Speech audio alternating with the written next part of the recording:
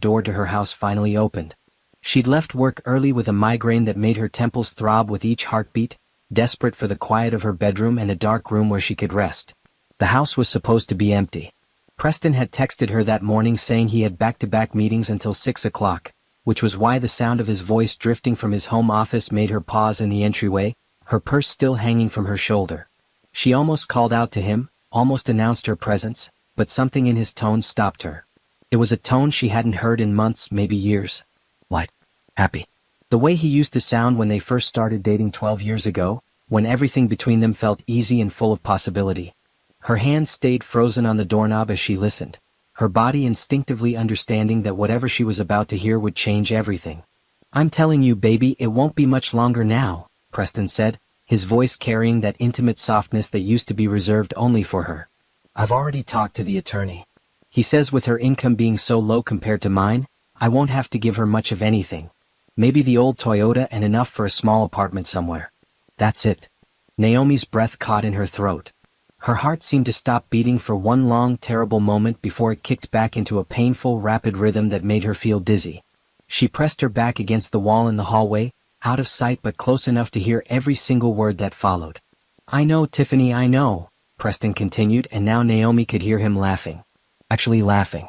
12 years of pretending to care about her boring interior design projects and her stupid paint samples. Do you know how many times I had to nod and smile while she showed me fabric swatches? God, I can't wait to be done with all of that. With her.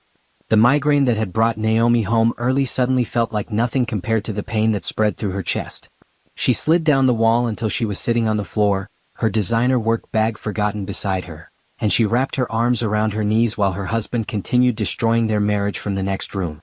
"The house will sell fast in this market," Preston said. "It's a great property and we can use that money for our place. Something modern, you know? Not filled with all her vintage furniture and those ridiculous throw pillows she's always buying. And once we're married, we can start planning that trip to Europe you've been wanting. Maybe I'll finally propose properly on the Eiffel Tower or something romantic like that." There was a pause, and Naomi could picture him smiling that charming smile he used to give her, the one that had made her fall in love with him when they met at a friend's barbecue all those years ago. She'd been 25 then, fresh out of her design program and full of dreams about building her own business. Preston had been 28, working in commercial real estate, confident and successful and interested in everything she had to say. Or so she'd thought. "No, she doesn't suspect anything," Preston assured whoever Tiffany was on the other end of the line. "She's completely clueless. Works so much on those little residential projects of hers that she barely notices what I do anymore. Honestly, it's made this whole thing so much easier than I thought it would be. I was worried there'd be drama, you know? But I think when I ask for the divorce, she'll just sign whatever I put in front of her. She's not exactly a fighter." Naomi pressed her hand against her mouth to keep from making any sound. Not a fighter. The words echoed in her head, bouncing around like stones thrown into still water, creating ripples that spread wider and wider. She thought about all the times she'd chosen peace over confrontation in their marriage, all the times she'd let Preston make decisions because he seemed so sure of himself, all the times she'd quietly accepted his lack of interest in her work because she didn't want to be needy or demanding. "Love you too, baby," Preston said, his voice going even softer. "I'll see you tonight after I convince Naomi I'm working late. We can celebrate our future. Just a few more weeks and all of this pretending will be over. I can't wait to wake up next to you every morning instead of sneaking around. You're everything she's not. Beautiful, exciting, actually interested in my career." "Yeah, exactly. Okay, I have to go. She might call. Love you." The sound of Preston ending the call seemed impossibly loud in the quiet house. Naomi heard his chair scrape against the hardwood floor of his office, heard his footsteps moving toward the kitchen. She scrambled to her feet, grabbed her purse, and slipped back out the front door as quietly as she'd come in. Her hands shook so badly that she dropped her keys twice before managing to unlock her car. She sat in the driver's seat in her own driveway, staring at the house she'd spent years making into a home. The house where she'd painted every room herself in carefully chosen colors. The house where she'd refinished the hardwood floors on her hands and knees. The house where she'd built window seats and installed crown molding and created a space that felt warm and welcoming and full of love. Or what she thought was love. The afternoon sun caught the windows and made them gleam, and for just a moment, the house looked like something from one of those home design magazines she loved to read. Picture perfect. Beautiful. Completely hollow underneath. Naomi started her car and backed out of the driveway. She didn't know where she was going. She just knew she couldn't walk back into that house and face Preston and pretend she hadn't heard him planning to discard her like she was nothing more than an inconvenience in his path to happiness. She drove to a coffee shop 3 miles away and sat in the parking lot with her phone in her hands, staring at the screen without really seeing it. Preston texted her at 4:30. "Hey babe, meeting's running late. Don't wait up for dinner. Love you." She stared at those last 2 words until they stopped looking like words at all, just shapes on a screen that meant nothing. He'd probably sent the exact same message to Tiffany, whoever she was, except the "love you" would be real. The "love you" meant for Tiffany would come with actual feeling behind it, not just habit and convenience. Naomi's phone rang then, startling her so badly she nearly dropped it. The name on the screen made her breath catch again, but for a different reason this time. Genevieve Laurent. They'd been roommates in design school for 2 years, close friends who dreamed about building empires together someday. Then life had happened and they drifted apart the way people do. Genevieve had moved to New York to join her family's fashion business. Naomi had stayed local, met Preston, gotten married, let her dreams get smaller and smaller until they fit inside the safe boundaries of her quiet life. They hadn't spoken in almost 5 years. Not since Genevieve's mother had passed away and Naomi had sent flowers to the funeral. Why was Genevieve calling now? "Hello." Naomi answered, her voice coming out rough and strange. "Naomi. Oh my God, I finally found your number." Genevieve's voice was exactly as Naomi remembered it. Confident, warm, full of energy that seemed to vibrate through the phone. "I've been seeing your work online, those interior design projects you post on Instagram, and they're absolutely stunning. I've been meaning to reach out for ages, but you know how time gets away from you. Anyway, I'm actually going to be in your city next week for business meetings, and I would love to take you to lunch and catch up properly. Are you free?" Naomi opened her mouth to make an excuse, to say she was too busy, to keep hiding in her small, safe life where she'd apparently become so invisible that her own husband was planning to erase her. But instead, she thought about Preston's voice saying she wasn't a fighter. She thought about 12 years of making herself smaller. She thought about that interior design degree from a prestigious school that she'd never told Preston she had because he'd met her after graduation and she'd never corrected his assumption that she'd gone to community college. "Actually," Naomi said slowly, feeling something shift inside her chest like tectonic plates moving, "I'm free next week. And Genevieve? I could really use a friend right now." "Perfect," Genevieve said, and Naomi could hear the smile in her voice. "Trust me, darling, you're going to love what I have to tell you. I think the universe might be handing us both something amazing. I'll text you the details." After they hung up, Naomi sat in her car for another hour as the sun started to set and the coffee shop parking lot slowly emptied out. She thought about the woman she'd been when she first met Genevieve. Ambitious, talented, full of fire and determination. She thought about how she'd let Preston's lack of interest in her work convince her that maybe she wasn't as good as she'd thought. She thought about how she'd stopped entering design competitions and stopped pitching to high-end clients and stopped believing she deserved more than the small residential projects that barely paid enough to cover her expenses. Then she thought about Preston laughing about her paint samples and fabric swatches. Preston calling her boring. Preston planning to leave her with almost nothing because he assumed she'd just accept whatever he decided. Naomi started her car again and drove to a hotel downtown. She checked into a suite and stood at the window looking out at the city lights. Tomorrow she would go home and act normal. She would smile at Preston and pretend she didn't know anything. She would play the role of the clueless, boring wife one more time. But inside, something had broken open. And what came flooding out wasn't tears or pain or the urge to beg him to stay. What came flooding out was something cold and clear and absolutely certain. Preston wanted to divorce her quietly and leave her with nothing? Fine. She could be quiet too. But by the time she was done being quiet, Preston was going to wish he'd never underestimated her. Naomi went home the next morning after Preston had already left for work. She took a long shower in her own bathroom, dried her hair with care, and dressed in one of her simple work outfits. Then she sat at the kitchen table with her laptop and a cup of coffee and began making a list. Not a list of everything that hurt or everything she'd lost. A list of everything she was about to do. First on the list was her attorney. She'd used a real estate lawyer named Barbara Chen when she bought the house before she married Preston, and Barbara had been sharp and thorough. Naomi pulled up her contact information and sent an email requesting a consultation for a divorce. She marked it urgent. Then she opened her banking app and looked at her accounts. The checking account she shared with Preston had about $8,000 in it. Their savings account had another $20,000. Not bad, but not nearly what it should be considering Preston's six-figure salary in commercial real estate. Naomi frowned at the numbers, then opened a new browser window and started searching for information on how to check for hidden assets. What she found made her stomach turn. There were dozens of articles about spouses hiding money before divorce. Separate accounts. Offshore transfers. Cash businesses. Cryptocurrency.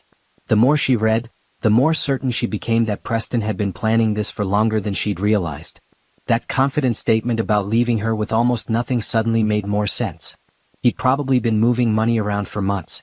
Naomi opened a document on her laptop and started writing down every financial detail she could remember. Bank statements. Tax returns. Preston's work bonuses. The sale of their old car. Her grandmother's inheritance that she'd kept in a separate trust account that Preston didn't even know existed because she'd set it up before they married and never mentioned it. She'd wanted to see if Preston would love her without knowing she had money of her own.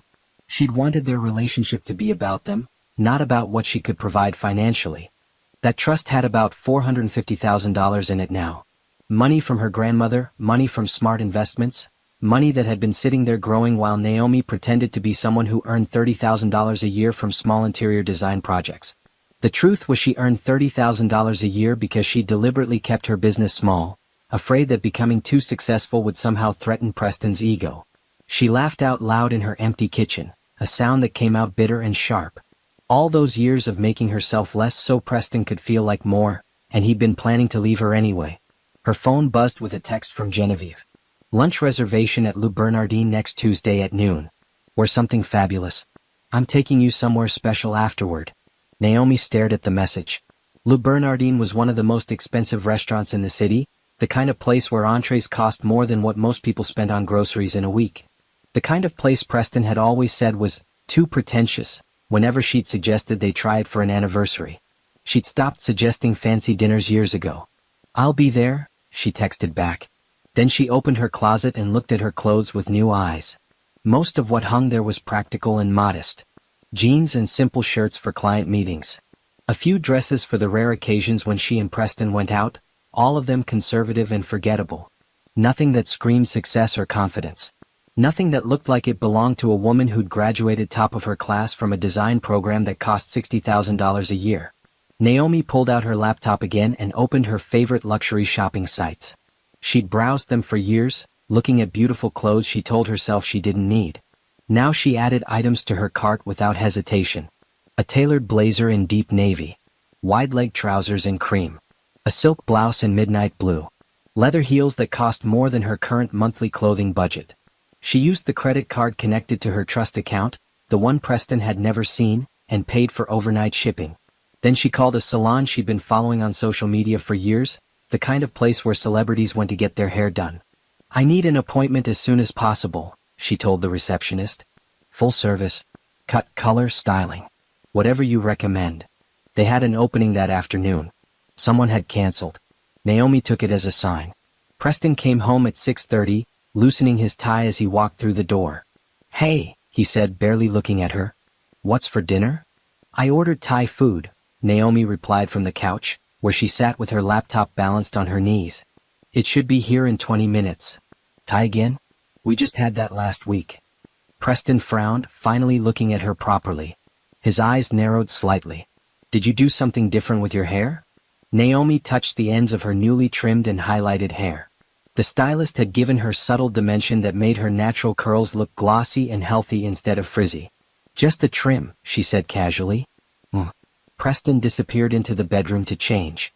Naomi went back to her laptop, where she'd been researching Genevieve's company. Laurent Fashion Group had expanded significantly in the past 5 years. They now owned multiple luxury brands and had partnerships with some of the biggest names in design. Genevieve herself had been featured in Forbes last year as one of the youngest billionaires in the fashion industry. And Genevieve wanted to have lunch with her. Wanted to talk about her work. Naomi felt something flutter in her chest that felt dangerously close to hope. The doorbell rang with their food delivery. Preston paid and brought the containers to the table. They ate in near silence, Preston scrolling through his phone while Naomi pushed noodles around her plate and thought about everything she'd learned about divorce law that day.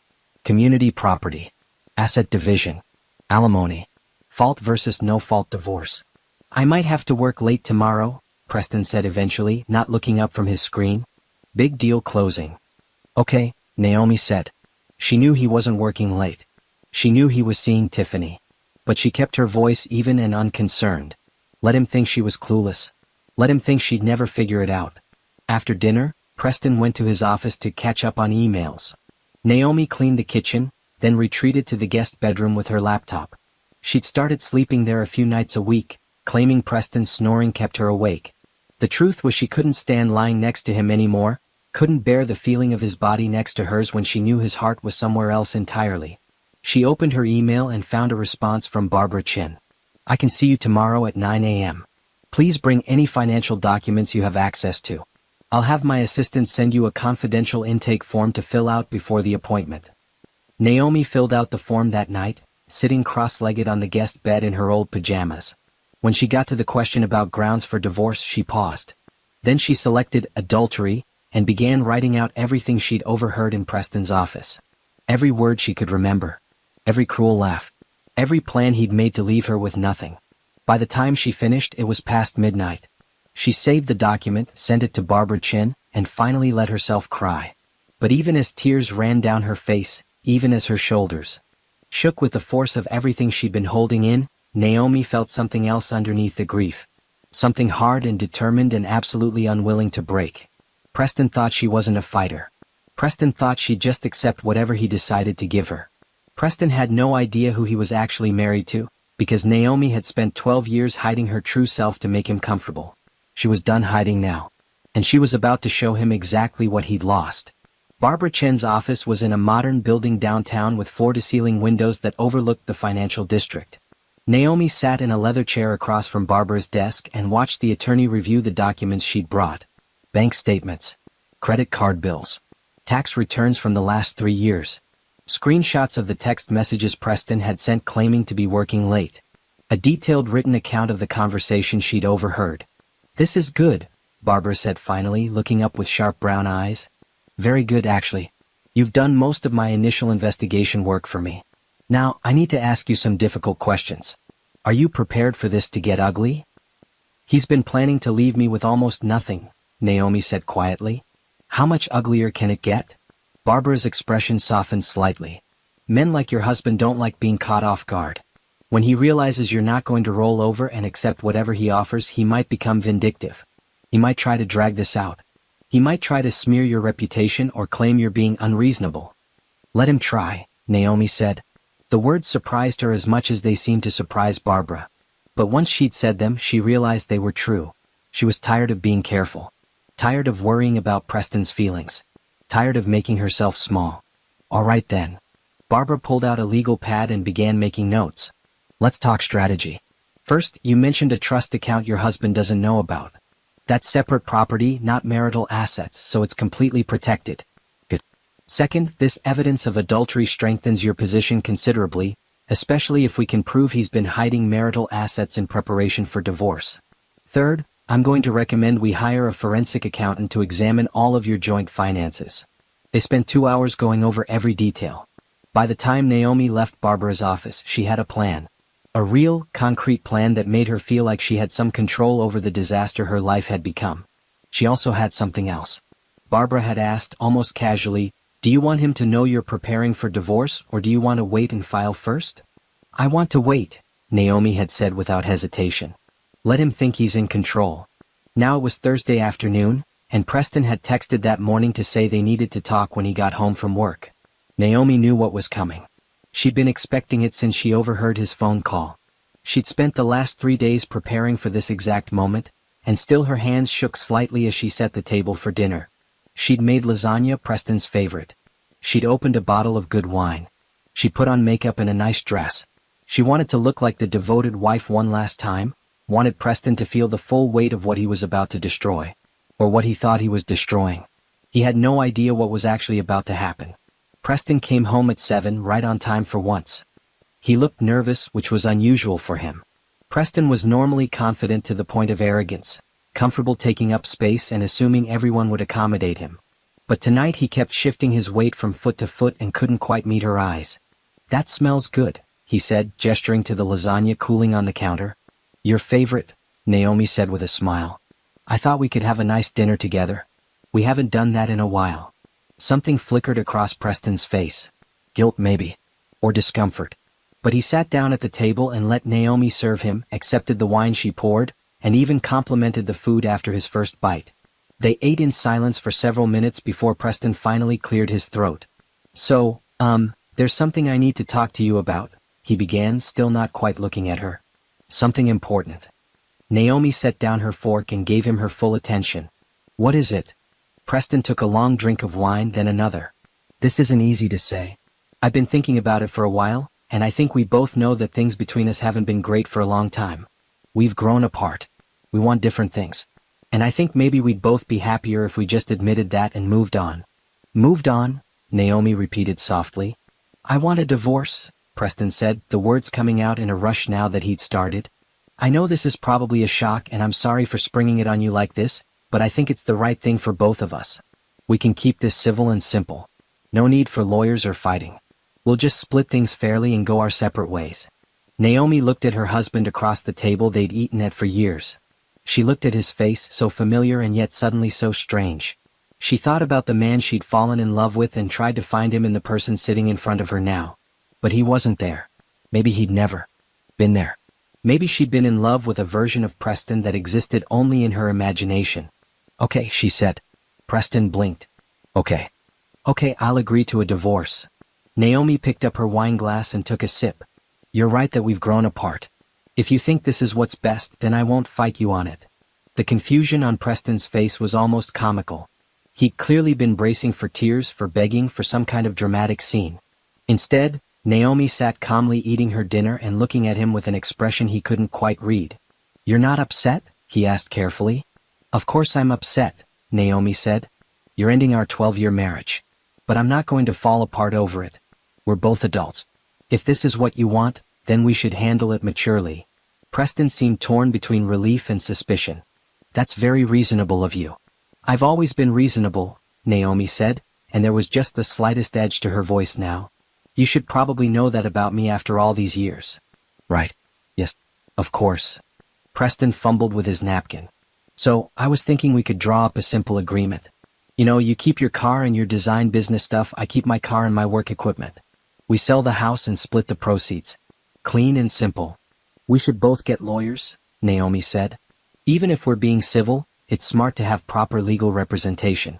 Just to make sure everything is done correctly. Preston's eyes narrowed slightly. I don't think we need to waste money on lawyers for a simple divorce.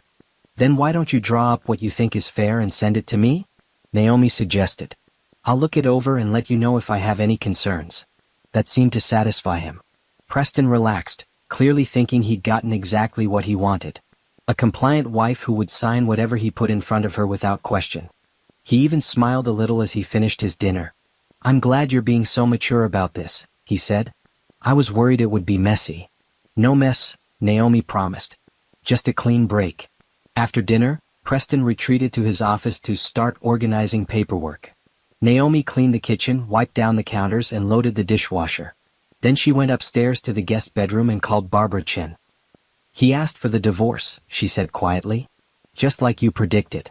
Good, Barbara replied. Don't sign anything he gives you without sending it to me first. And Naomi? You did great. The calmer you stay, the more he'll underestimate you. I know, Naomi said. And she did know. She'd spent years being underestimated by Preston. She'd let him believe she was simple and uncomplicated and not particularly smart. She'd watched him dismiss her work and her opinions and her dreams. Now all of that was going to work in her favor. Preston thought he was in control. Preston thought he'd planned this perfectly. Preston had no idea that while he'd been plotting with Tiffany, Naomi had been plotting too. The difference was, Naomi's plans actually had substance behind them. She looked at her phone and saw a text from Genevieve. Can't wait for Tuesday. I have so much to tell you. Naomi smiled for the first time in days. It was a real smile, not the fake one she'd been giving Preston. Tuesday felt like a lifetime away. But she could wait. She'd gotten very good at waiting, at being patient, at playing the long game. Preston wanted a divorce? Fine. He could have one. Just not the divorce he was expecting. Not even close. The new clothes arrived on Friday, and Naomi spent Saturday morning trying on every piece in front of the full-length mirror in the guest bedroom. The navy blazer fit like it had been tailored specifically for her body. The silk blouse made her skin glow. The heels added 3 inches to her height and made her legs look impossibly long.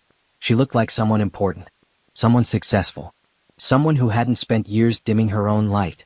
Preston was at the gym, or so he claimed. Naomi suspected he was actually with Tiffany, celebrating his successful divorce request. She didn't care anymore where he was or what he did. Her focus had shifted entirely to Tuesday and the lunch that felt like it could change everything. She spent the rest of the weekend organizing her portfolio. All the design projects she'd completed over the years, photographed professionally and arranged in a leather-bound book she'd never shown to anyone. Small projects, yes, but each one demonstrated her skill and creativity. She'd transformed boring apartments into cozy homes. She'd made cramped kitchens feel spacious. She'd chosen color palettes and furniture arrangements and lighting fixtures that turned ordinary spaces into something special. Looking at her work with fresh eyes, Naomi realized something she'd been afraid to admit for years. She was good at this. Really good. She'd just never given herself permission to believe it. Preston barely spoke to her all weekend. He'd moved his things into the master bedroom and left her the guest room without discussion. They moved around each other like polite strangers, which is what they'd actually been for probably longer than Naomi wanted to acknowledge.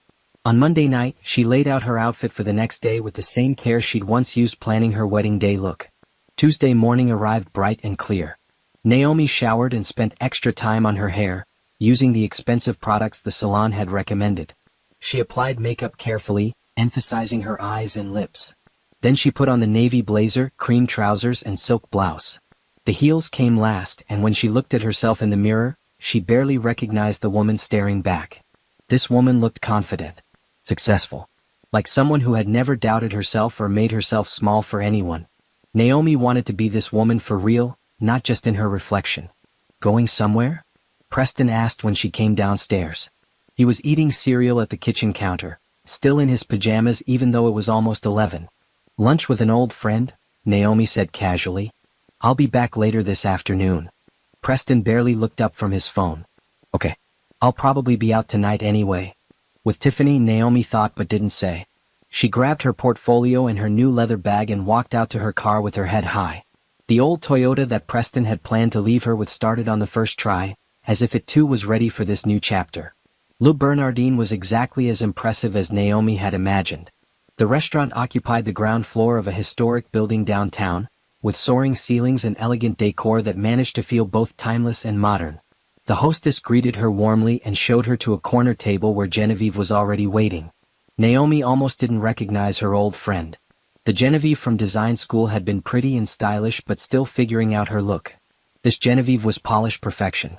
Her black dress probably cost more than Naomi's car payment. Her jewelry was understated but clearly expensive. Her hair was cut in a sharp bob that framed her face beautifully. She looked like money and power and success all rolled into one elegant package. Naomi. Genevieve stood and pulled her into a hug that smelled like expensive perfume. Oh my God, look at you. You look amazing. So do you, Naomi said, meaning it. I almost walked right past your table because I didn't recognize you. They sat down and Genevieve immediately ordered champagne. We're celebrating, she announced. I don't care that it's Tuesday. We're celebrating a reunion and also what I'm about to propose to you. Over the next hour, between courses of the most incredible food Naomi had ever tasted, Genevieve caught her up on the last 5 years. The expansion of her family's business. The brands they'd acquired. The partnerships they'd formed. She talked about the stress of running a billion-dollar company and the loneliness that came with being at the top. She talked about how she'd never stopped thinking about the late nights in their dorm room when they'd planned out their dream careers together. I've been following your work online, Genevieve said seriously as they shared a dessert that was almost too beautiful to eat. Naomi, you're incredibly talented. The way you use color and space, the way you make even the smallest room feel intentional and special. It's exactly what I need for a new division I'm launching. Naomi set down her fork. What kind of division? Luxury interior design, Genevieve said, her eyes bright with excitement. High-end residential and commercial spaces. Think celebrity homes, flagship stores, hotel suites. I've already hired architects and project managers, but I need someone to lead the actual design work. Someone with vision and taste and the ability to create spaces that feel both elegant and livable. You want me to work for you? Naomi said slowly. I want you to be my partner, Genevieve corrected. co-owner of the design division. Lauron Design Collective. Your name on the company alongside mine. Creative control over all projects. Salary and profit sharing that will make you wealthy in your own right. And Naomi? I'm not just offering this because we're old friends. I'm offering it because you're the best person for the job. I've seen your work. I know what you're capable of. I just need you to believe it too. Naomi felt tears prick her eyes. I'm going through a divorce, she said quietly. My husband is trying to leave me with almost nothing because he thinks I can't fight back. Genevieve's expression hardened. Then let's prove him wrong. Say yes to this, Naomi. Say yes and let me help you build the life you deserve. Not the life someone else thinks you should have. The one you actually deserve. Yes, Naomi said, and the word felt like jumping off a cliff into clear water. Terrifying and exhilarating all at once. Yes, I want to do this. Genevieve's smile was brilliant. Perfect. Now finish your champagne because we're going shopping. I'm taking you to Rodeo Drive, and we're getting you a wardrobe that matches your new position. Partner in a luxury design firm needs to look the part. I can't afford Rodeo Drive, Naomi started to say, but Genevieve waved her hand dismissively. Consider it a signing bonus. Besides, I have personal stylists at half these stores. They'll give us privacy and champagne and make this fun instead of stressful. Trust me, you're going to love this. They spent the next 4 hours in some of the most exclusive boutiques Naomi had ever entered. Genevieve was right about the personal stylists, who brought out pieces one at a time and helped Naomi see herself in a completely new way. By the time they finished, Naomi had 3 shopping bags full of beautiful clothes that made her feel powerful and confident. She also had something she hadn't had in years. A real friend. Someone who saw her potential and wanted to help her succeed. Someone who didn't need her to be small or quiet or convenient. They stopped for coffee at an outdoor cafe on Rodeo Drive, and Genevieve pulled out her phone to show Naomi some of the initial projects they'd be working on. As they sat there laughing and planning and dreaming, Naomi didn't notice the man with a camera across the street. Didn't notice him taking photo after photo of her and Genevieve at their cafe table, surrounded by shopping bags from the most expensive stores in the city. She also didn't see those photos being uploaded to a celebrity gossip site less than an hour later with the headline "Billionaire Heiress Genevieve Lauron Spotted Shopping with Mystery Woman." She didn't know that by the time she got home that evening, those photos would have been shared thousands of times across social media. All Naomi knew was that for the first time in 12 years she felt like herself again. The version of herself she'd buried and hidden and almost forgotten. And it felt absolutely incredible. Naomi woke up Wednesday morning to 17 missed calls and 43 text messages. For a confused moment, still half asleep, she thought something terrible had happened. An emergency with her family. A crisis with Preston.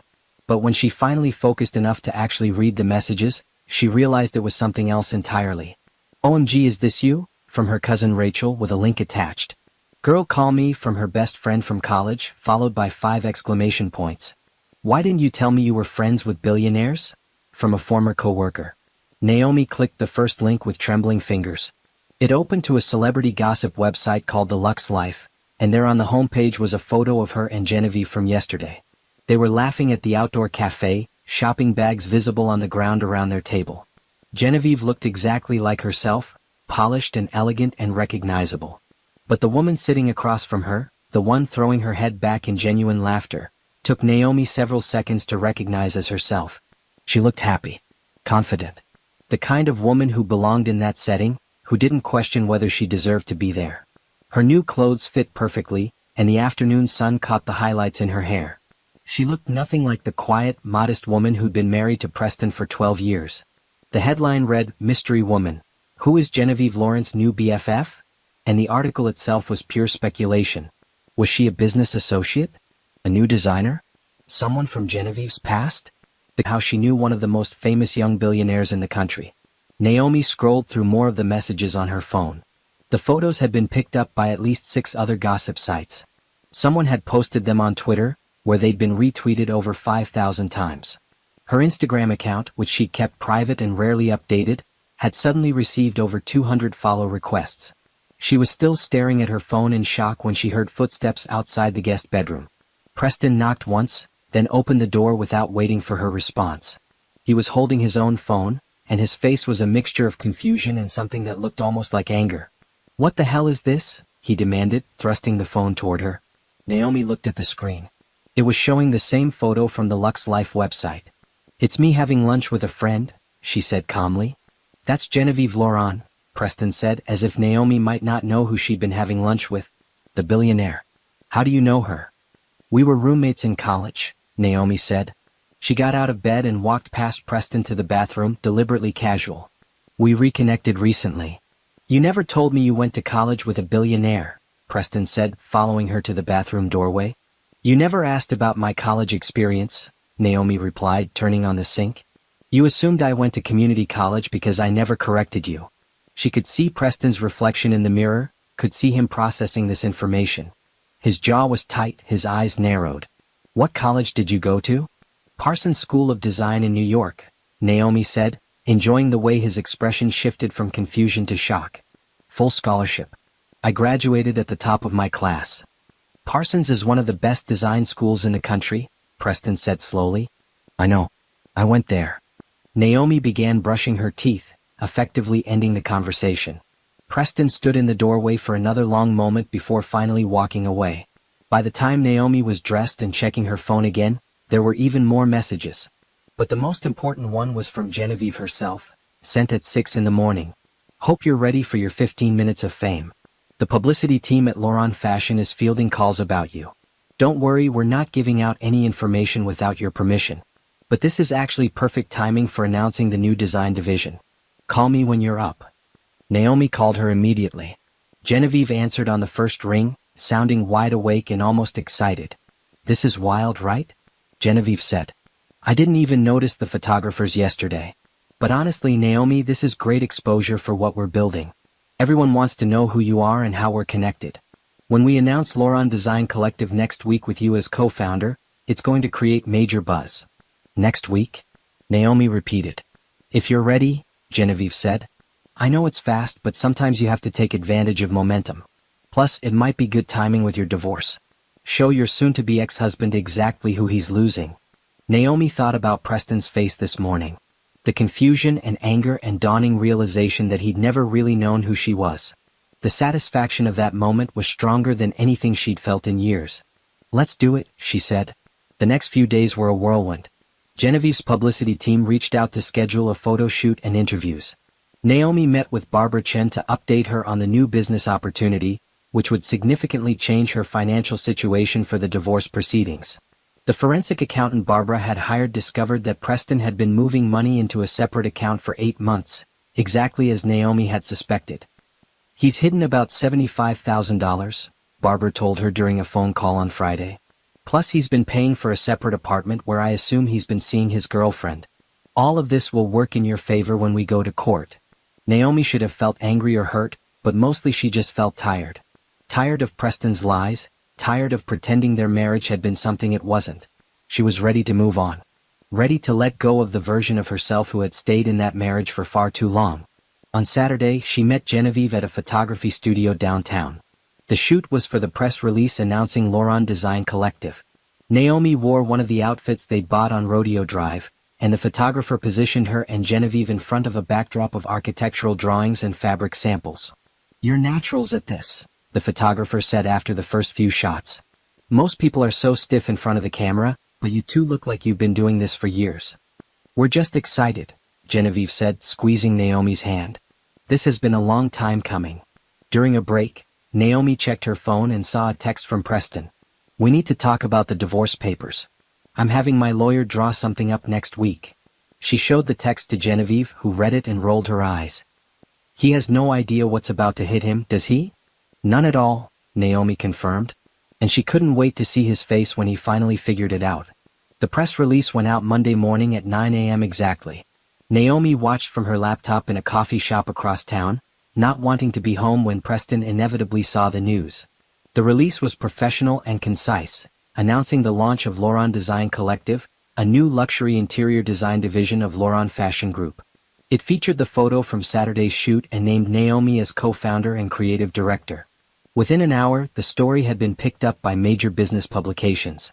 Within 2 hours, Naomi's phone was ringing non-stop with interview requests and congratulatory messages from people she hadn't spoken to in years.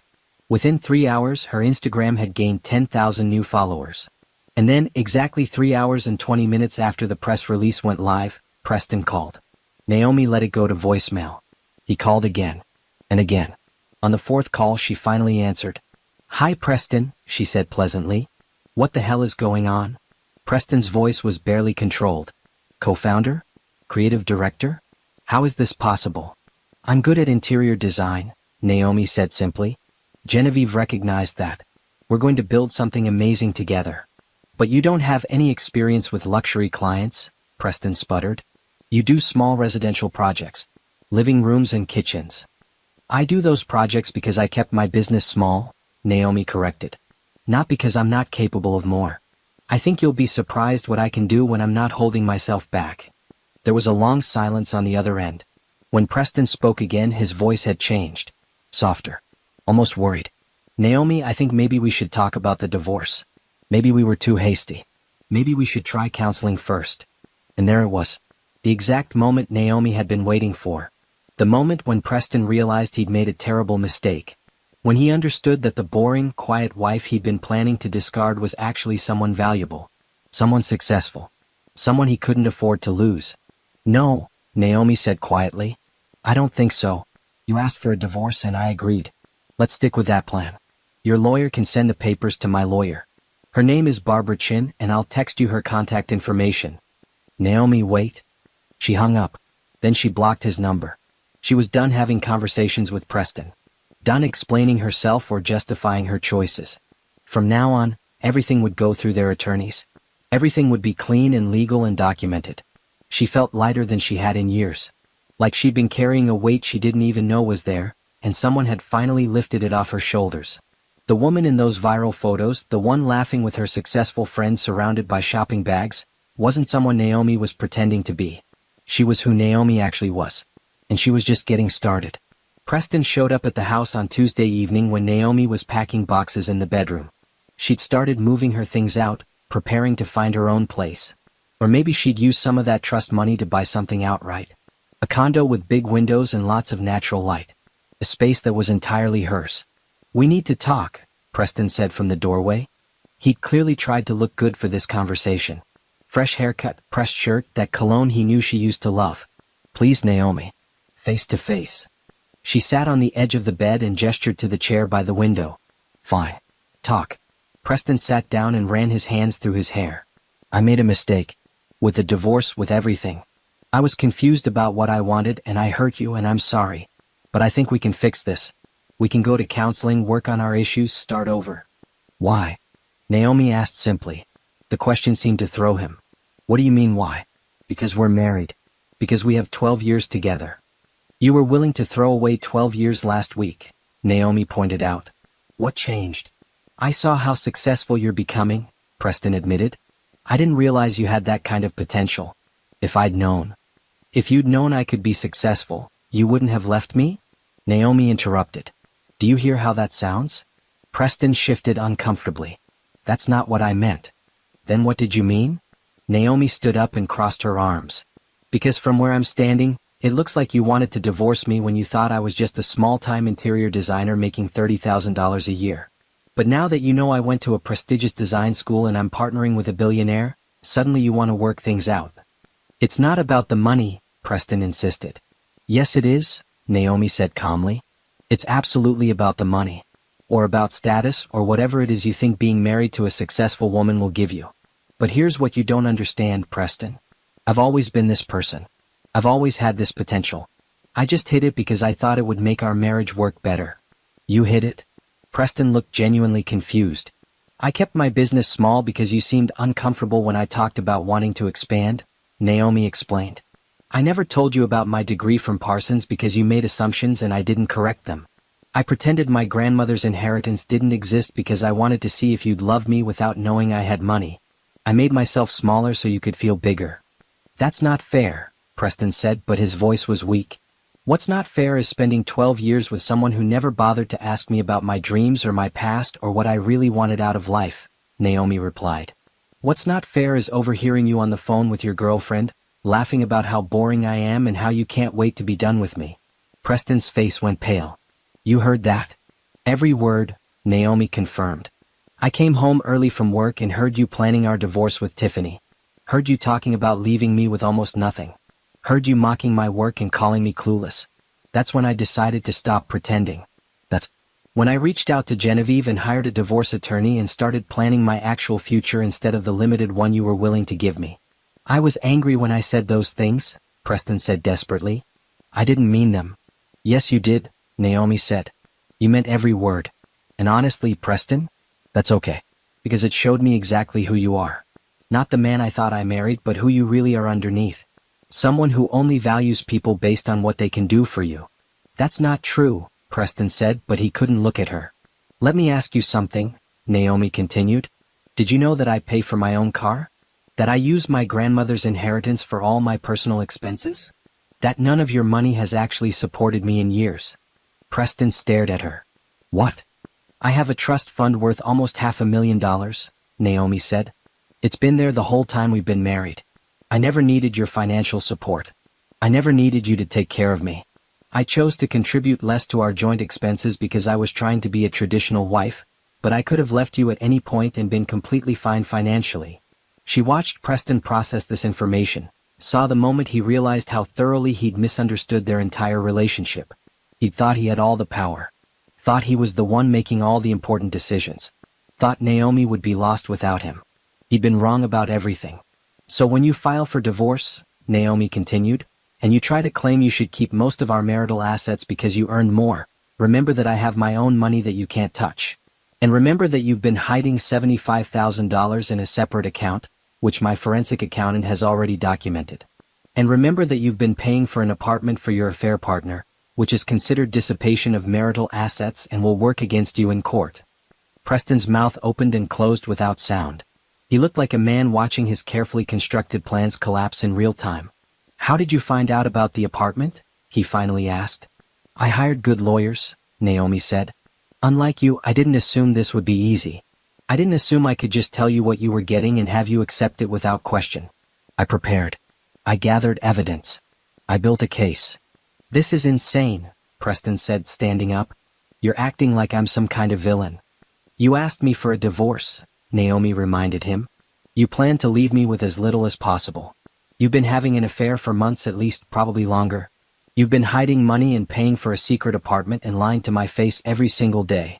What exactly about that makes you the good guy in this situation? Preston didn't have an answer for that. He stood there in the bedroom they'd once shared, looking smaller than Naomi had ever seen him. Finally, he said quietly, I never knew you were like this. I know, Naomi said. That's the problem. You never bothered to know me at all. After he left, Naomi sat on the bed and let herself feel everything she'd been holding back during that conversation. Anger and sadness and relief and a strange kind of grief for the marriage she'd thought she had. But underneath all of that was something stronger. Pride. Pride in herself for not backing down, for not accepting Preston's half-hearted apology, for insisting on her own worth. Her phone buzzed with a text from Genevieve. Coffee tomorrow? I want to show you the office space I'm looking at for our headquarters. Naomi smiled and replied yes. Tomorrow she'd look at office spaces and plan her new business and keep building the life she actually wanted.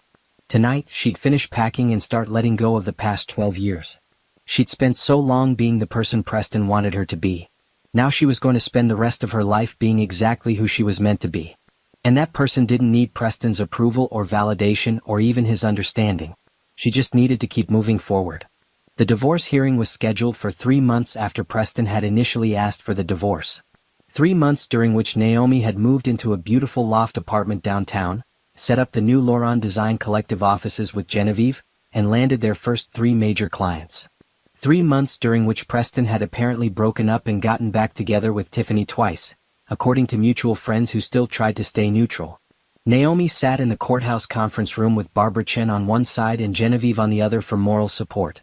Preston sat across the table with his attorney, a middle-aged man named Richard who kept looking at the folders in front of Barbara like they contained something toxic. Let's begin, the mediator said, a tired-looking woman named Judge Patterson who'd probably seen 1,000 divorces just like this one. Mr. Preston Bryant is petitioning for divorce from Ms. Naomi Bryant. Both parties have submitted financial disclosures and proposed settlement agreements. Let's start with assets. Barbara opened her first folder. Your Honor, we'd like to present evidence that Mr. Bryant has been systematically hiding marital assets in preparation for this divorce. He opened a separate bank account 8 months ago and has transferred $75,000 into it. He's also been paying for a separate apartment at the Riverside complex, spending approximately $2,000 per month in rent and furnishings. This apartment was used for an extramarital affair. She slid documents across the table. Bank statements, rental agreements, receipts. Preston's face went red, but his attorney maintained a neutral expression. Additionally, Barbara continued, Mr. Bryant claimed in his initial filing that the marital home should be sold and proceeds split evenly. However, Ms. Bryant can prove she paid the entire down payment from a separate inheritance account before the marriage. The home is therefore partially separate property. That's not relevant, Richard interrupted. They've been married for 12 years. Any separate property has been commingled. The trust account from which the down payment was made has remained entirely separate throughout the marriage, Barbara countered. Ms. Bryant has meticulous records showing no commingling of separate and marital funds. The down payment of $80,000 should be returned to her before any remaining equity is split. Judge Patterson reviewed the documents, her expression unreadable. Mr. Bryant, did you disclose the separate account and apartment in your initial financial statement? I didn't think they were relevant, Preston said, but his voice lacked conviction. You didn't think an apartment you've been renting for 6 months was relevant to your divorce? Judge Patterson's tone was sharp. Or $75,000 in hidden marital assets? Richard jumped in quickly. Your Honor, my client was simply planning ahead for his post-divorce living situation. By hiding money and lying on legal documents? Barbara said sweetly. That's an interesting interpretation. The mediator went through every asset line by line. The house that Naomi would keep after Preston was forced to buy out his share of the equity minus her down payment. The cars, which they'd each keep their own. The retirement accounts, which would be split proportionally. The savings accounts, where Preston's attempts to hide money meant Naomi was entitled to a larger share as compensation. Now let's discuss alimony, Judge Patterson said after 2 hours of negotiations.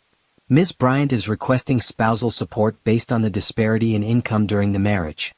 My client now has a substantial income from her new business, Richard argued. She's co-founder of a successful design firm. She doesn't need alimony. That business launched 2 months ago, Barbara replied. Ms. Bryant spent 12 years earning significantly less than Mr. Bryant because she was supporting his career and managing their household. She's entitled to transitional alimony while she builds her new business. We're requesting $3,000 per month for 3 years. 3 years? Richard looked outraged.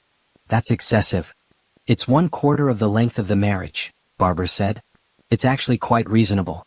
Especially given that Mr. Bryant's misconduct contributed to the dissolution of the marriage.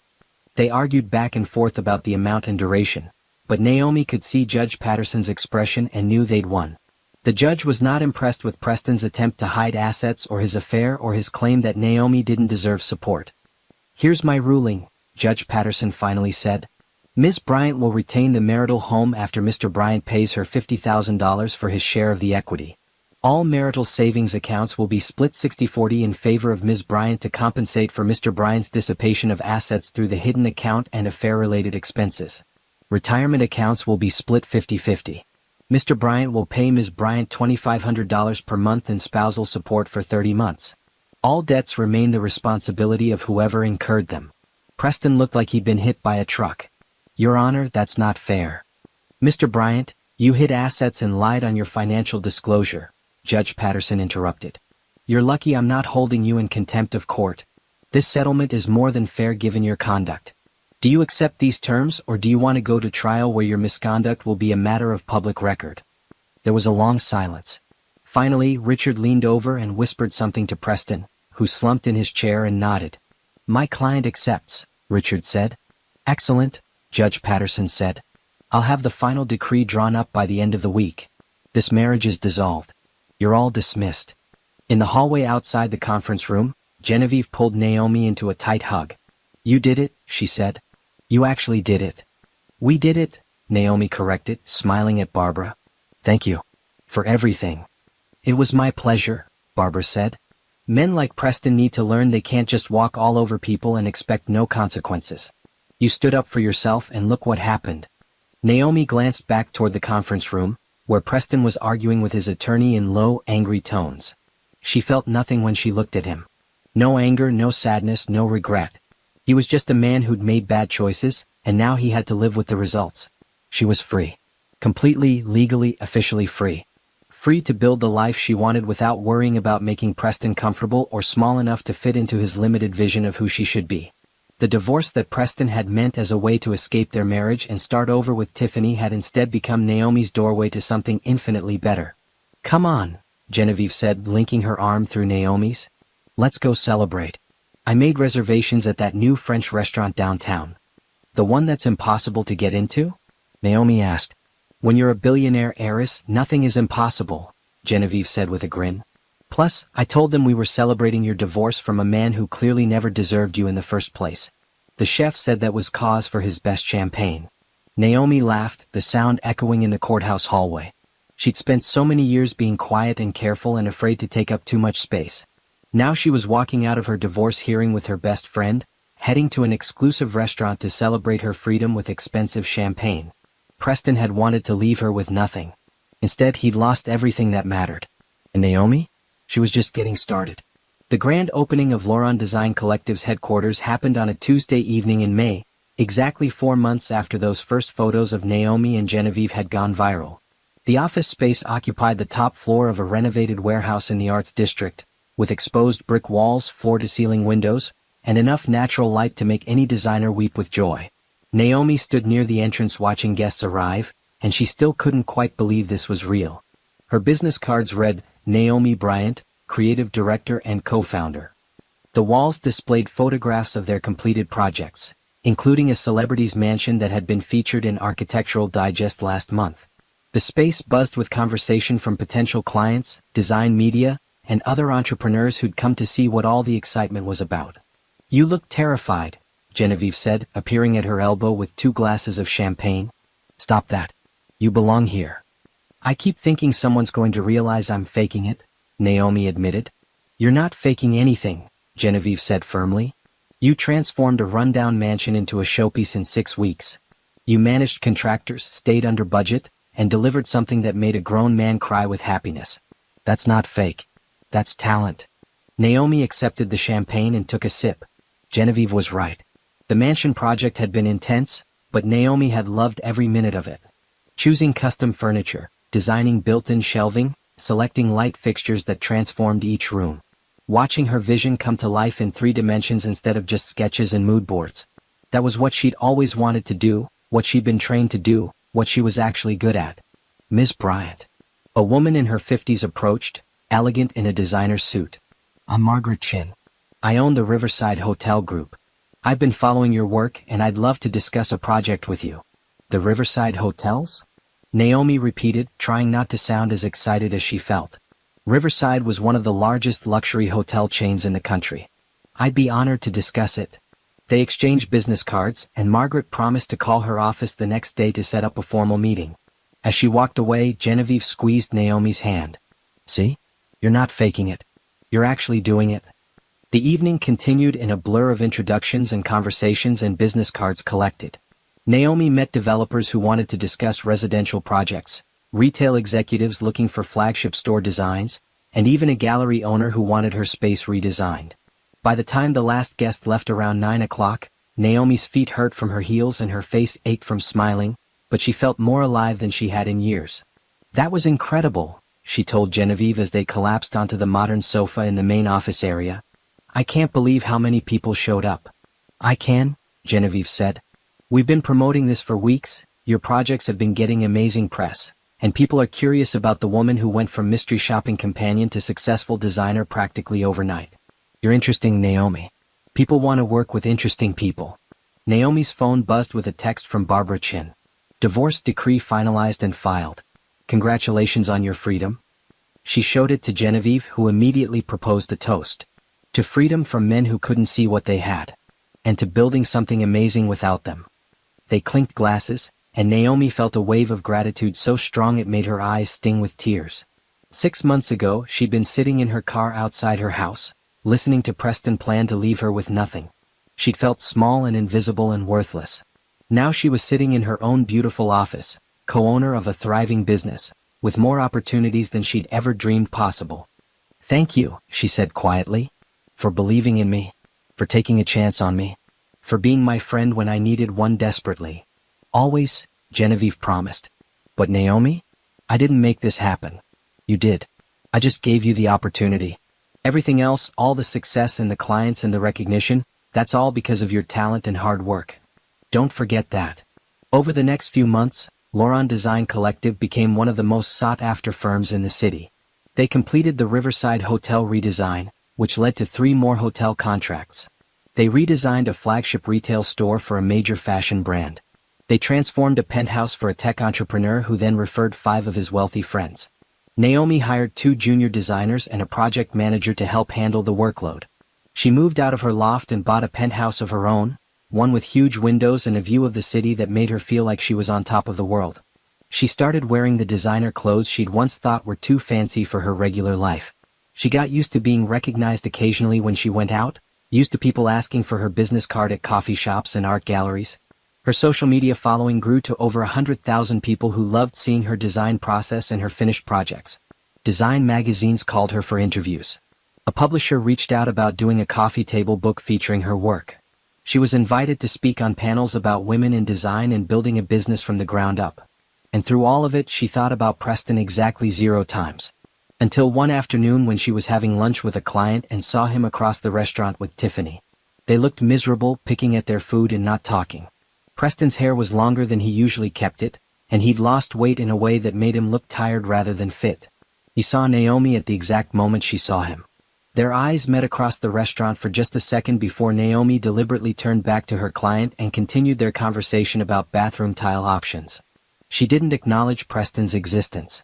Didn't wave or nod or show any sign that she'd recognized him. He was just another stranger in a crowded restaurant, someone completely irrelevant to her life. She did notice, though, that he and Tiffany left their food unfinished and hurried out less than 10 minutes later. That small, petty part of her felt satisfied. Good. Let him see what he'd lost. Let him understand what he'd thrown away. Let him spend the rest of his life knowing he'd had something valuable and had been too stupid to appreciate it. But mostly, Naomi just felt grateful. Grateful that Preston had asked for the divorce instead of her having to be the one to end it.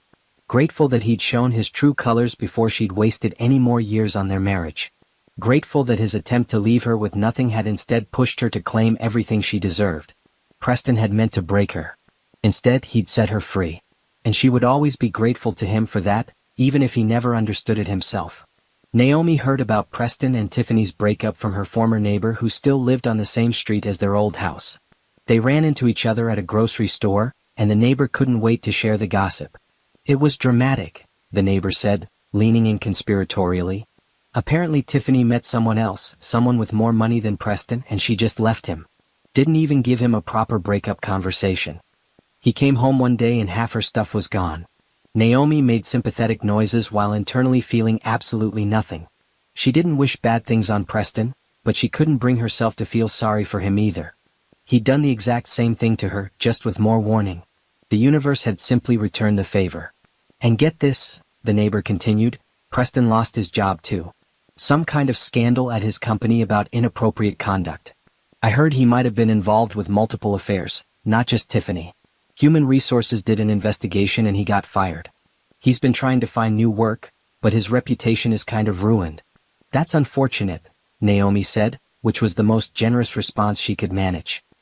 He tried to sell the house, but apparently he owes you money from the divorce settlement and can't afford to buy out your portion, the neighbor added.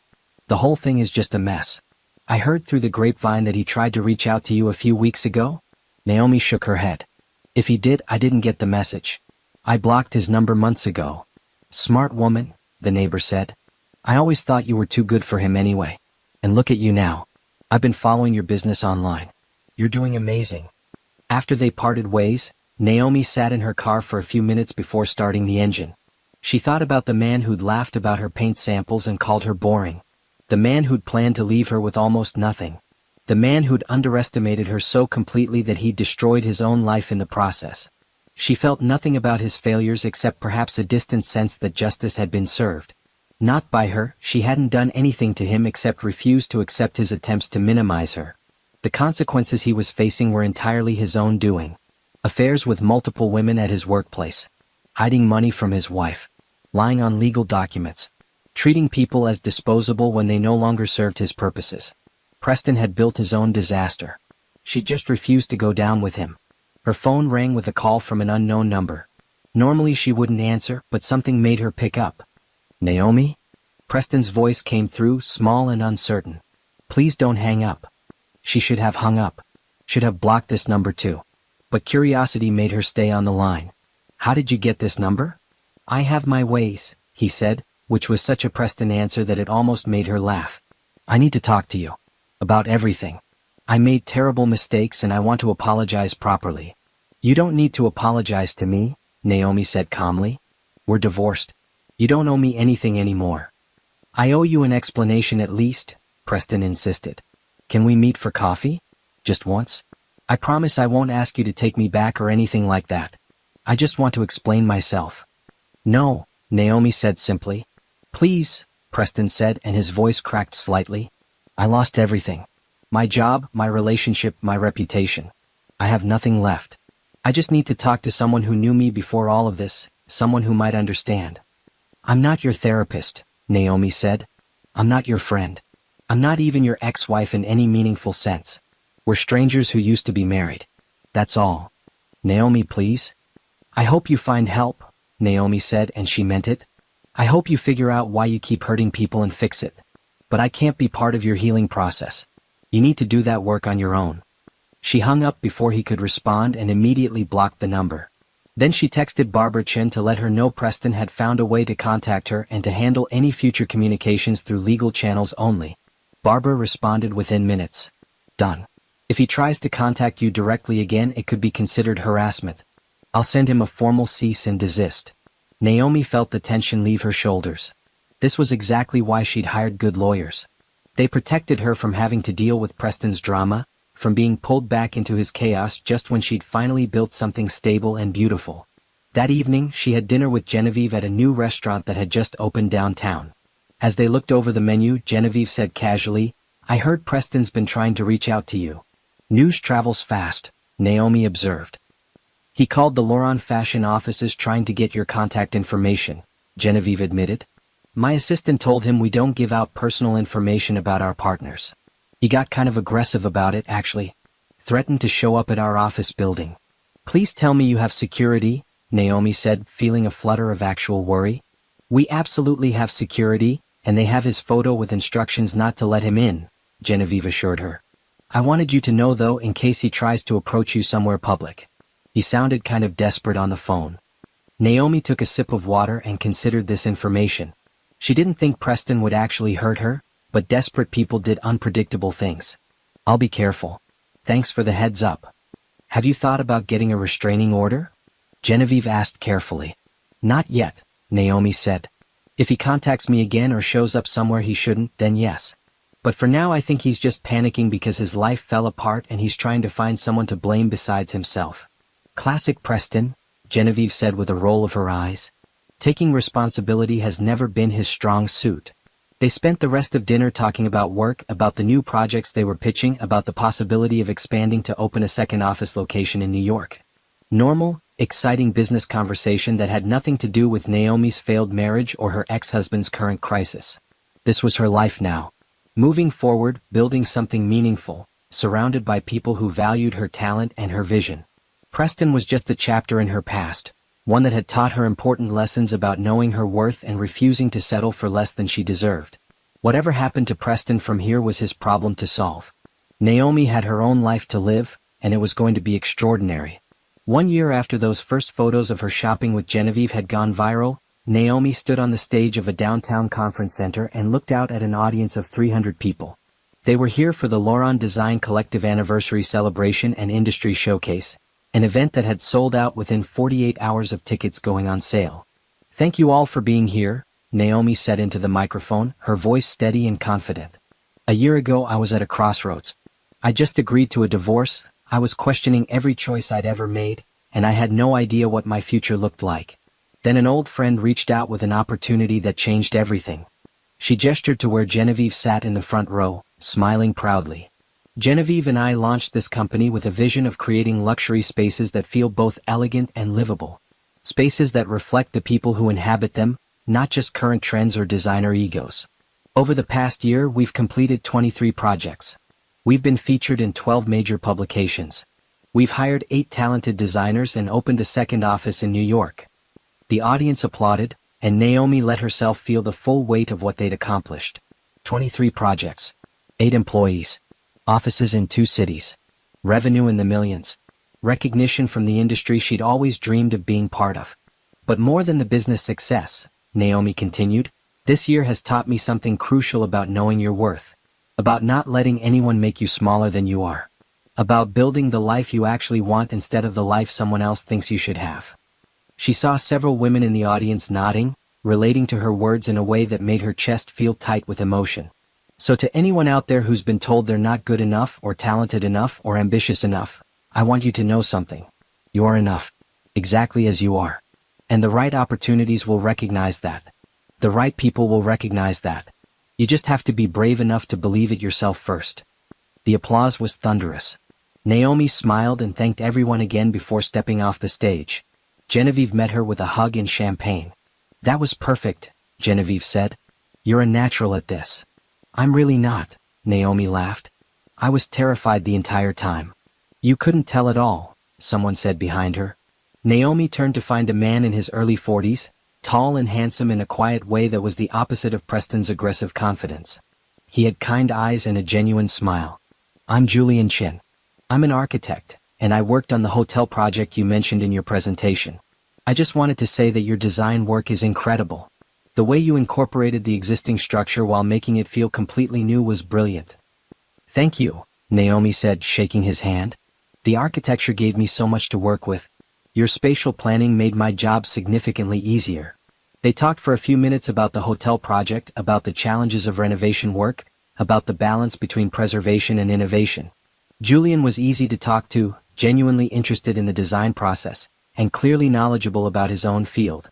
When he asked if she'd like to have coffee sometime to discuss potential collaborations, Naomi said yes without hesitation. "I'm not asking you on a date," Julian clarified quickly, his ears turning slightly red. "I mean, I would like to ask you on a date eventually if you're interested, but right now I'm genuinely just talking about work collaboration. I didn't want to be inappropriate at a professional event." Naomi found herself laughing, genuinely charmed by his awkwardness. "I appreciate the clarification. Let's start with coffee about work and see where things go from there." They exchanged business cards and Julian promised to email her to set something up. As he walked away, Genevieve appeared at Naomi's elbow again. "He's cute," she observed, "and clearly interested." "He's nice," Naomi agreed. "Which is honestly a low bar, but after Preston it feels revolutionary." "You deserve nice," Genevieve said firmly. "You deserve someone who appreciates your talent and your ambition and your strength. Someone who makes you feel good instead of small." Over the next few months, Naomi and Julian had that coffee meeting, which led to several more meetings about potential projects, which eventually led to an actual date. Then another date. Then several more. Julian was everything Preston hadn't been. He asked about her work and actually listened to her answers. He celebrated her successes without feeling threatened. He was comfortable with her ambition and her growing fame in the design world. He made her laugh and challenged her thinking and treated her like an equal partner in everything they did together. 6 months after they started dating, Julian asked her to move in with him. Not because it made financial sense or because he needed someone to take care of his space, but because he genuinely loved spending time with her and wanted to build a life together. "I know you already have that amazing penthouse," Julian said as they sat on his balcony overlooking the city. "And I'm not asking you to give that up. I'm just saying I'd love to wake up next to you every morning if you're interested in that." "I'm interested," Naomi said, and she meant it. She'd learned to trust her instincts again, to believe in her own judgment about people and situations. Julian felt right in a way Preston never had. Comfortable and exciting all at once. They combined their spaces, Julian's modernist apartment and Naomi's designer penthouse, into a new loft that reflected both of their styles. Naomi designed the entire renovation herself, creating a space that was simultaneously a home and a showcase of her abilities. It was featured in Metropolitan Home magazine as an example of successful collaborative living spaces. Lauren Design Collective continued to grow. They opened a third office in Los Angeles. They won several industry awards. Naomi was invited to speak at design conferences around the country. She wrote that coffee table book, which became a bestseller in the design category. Her Instagram following grew to over 500,000 people who loved following her projects and her personal life. And Preston? She heard through former mutual friends that he eventually found a new job at a smaller real estate firm. That he was in therapy working through his issues. That he'd apologized to several people he'd hurt over the years, though he never tried to contact Naomi again after that one phone call she'd shut down. She hoped he was doing better, genuinely. Not because she cared about him specifically, but because she'd learned that carrying anger and resentment only hurt herself. Preston had taught her valuable lessons about knowing her worth and refusing to settle. For that, she could be grateful even while acknowledging that he'd been a terrible husband. 2 years after the divorce, Naomi stood in the Lauron Design Collective offices, now expanded to take up 2 full floors of their building, and looked out at the city below. The same city where she'd once sat in her car crying after overhearing Preston plan to leave her with nothing. The same city where she'd hidden her talents and made herself small to keep a man comfortable. Her phone buzzed with a text from Julian. "Dinner tonight at that place you love? I have something I want to ask you." Naomi smiled, already knowing what he was going to ask. They'd been talking about marriage casually for months, both of them on the same page about wanting to build something permanent together. This time, though, it would be a partnership between equals. 2 people who respected each other's work and supported each other's dreams and made each other better. She texted back a yes and returned to reviewing design proposals for their latest project. A boutique hotel in Miami that would be their biggest undertaking yet. She had a meeting with the client in an hour, then drinks with Genevieve to celebrate landing a celebrity client who wanted her entire mansion redesigned. Her life was full of work she loved, people who valued her, opportunities she'd earned through talent and determination. Preston had wanted to leave her with nothing. Instead, he'd left her with everything. Everything that actually mattered. Everything she'd built for herself. Everything she deserved. And shadows across the faces of people who were supposed to be my family. I sat in the chair my husband Philippe had pulled out for me, watching him kiss my cheek before taking his seat at the head of the table. His mother, Genevieve, sat to my right, her thin lips pressed together in what I'd learned to recognize as her version of a polite smile. His father, Bernard, was already pouring wine for everyone except me, which I'd stopped questioning years ago. "Thank you so much for having me," I said in English, the only language they believed I spoke. "Everything looks beautiful." Philippe translated my words into French and his mother nodded, saying something back that made everyone chuckle. Philippe didn't translate that part. He never did. 5 years of marriage, and I'd grown used to sitting at tables where entire conversations happened around me, words flowing like water I couldn't cup in my hands. Except I could. I understood every single word. My grandmother had been born in Haiti, spoke fluent French and Creole, and spent my childhood summers teaching me both languages while my mother worked double shifts at the hospital. "Knowledge is power, baby girl," she'd whisper while we practiced conjugations over sweet tea. "Don't ever let anyone know everything you understand. Sometimes the best weapon is what people don't know you have." I hadn't thought much about those lessons until I met Philippe at a tech conference in Boston 3 months after Grammy died. He was charming, sophisticated, and his accent made every word sound like music. When he told me he was impressed by my software engineering presentation, I felt seen in a way I hadn't since losing her. We talked until the conference hall closed and he never asked if I spoke French. I never offered. Now, sitting at his family's table in their Manhattan apartment, watching his cousin Celeste lean too close to him while she laughed at something his father said, I understood why Grammy had been so insistent about keeping secrets. "Simone looks pretty tonight," Philippe's sister Isabel said in French, and I kept my face neutral, reaching for my water glass. "Did you buy her that dress?" "Of course," Philippe responded, also in French. "She has no sense of style. I have to choose everything or she'd show up looking like she shops at Target stores." I took a sip of water. It tasted like metal. Or maybe that was just my heart, turning to something cold and hard in my chest. His mother laughed softly. "You're very patient with her, mon chéri. When will you tell her?" "Tell me what?" I cut into my salmon, keeping my movements slow and natural. Around me, the conversation continued in French, rapid and comfortable, everyone assuming I was just a smiling prop at their table. "After the signing next week," Philippe said, glancing at me with that warm smile he wore like a mask. "Once she transfers her half of the company rights to me, then I'll file for divorce. The lawyer says it's cleaner this way."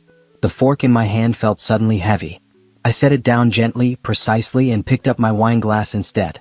The red liquid swirled as my hand shook slightly, but I brought it to my lips and drank like nothing had changed. "And Celeste?" Bernard asked, nodding toward Philippe's cousin who sat directly across from me.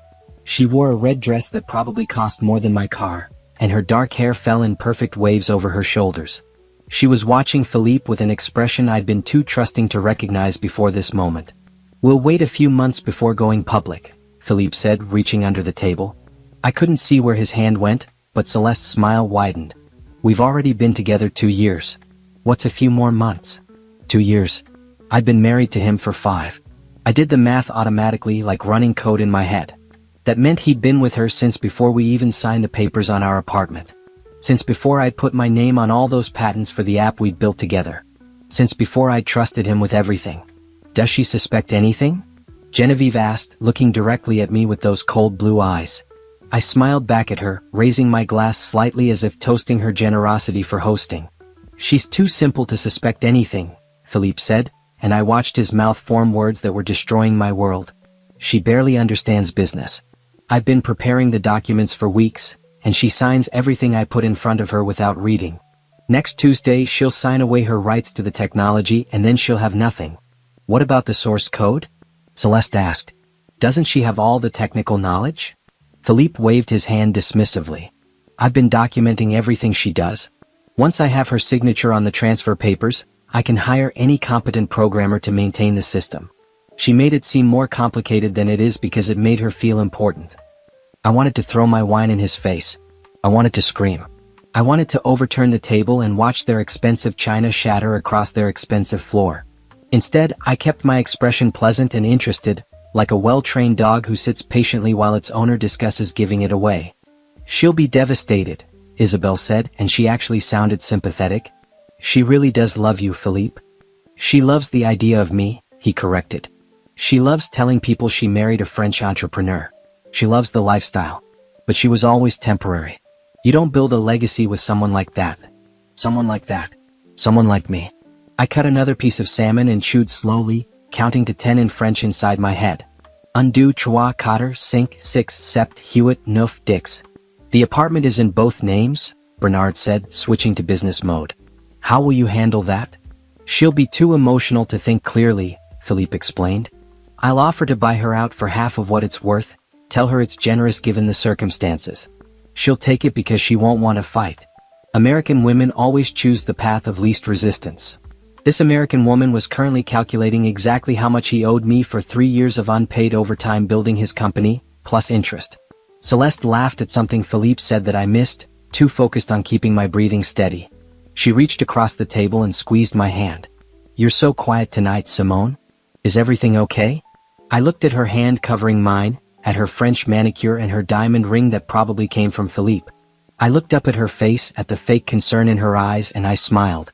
"I'm just tired," I said in English, and Philippe immediately translated for everyone. "Work has been really demanding lately. You should rest more," Genevieve said through Philippe's translation, her voice dripping with false sweetness. "You look exhausted." What she actually said in French was, "She looks old. You're making the right choice leaving her before she completely falls apart." I thanked her for her concern and excused myself to use the bathroom. I walked calmly through their apartment, past the artwork Philippe had bought with money from our company, past the furniture I'd helped select when I thought I was building a home. I locked the bathroom door behind me and stared at my reflection in the mirror. My grandmother had been right. Knowledge was power. But Grammy hadn't warned me how much it would hurt to know the truth. I looked at myself, at the dress Philippe had chosen, at the hairstyle his mother had criticized in French last Christmas, at the face of a woman who'd been living in a lie so complete she hadn't even known she needed to escape it. But I knew now. I understood everything.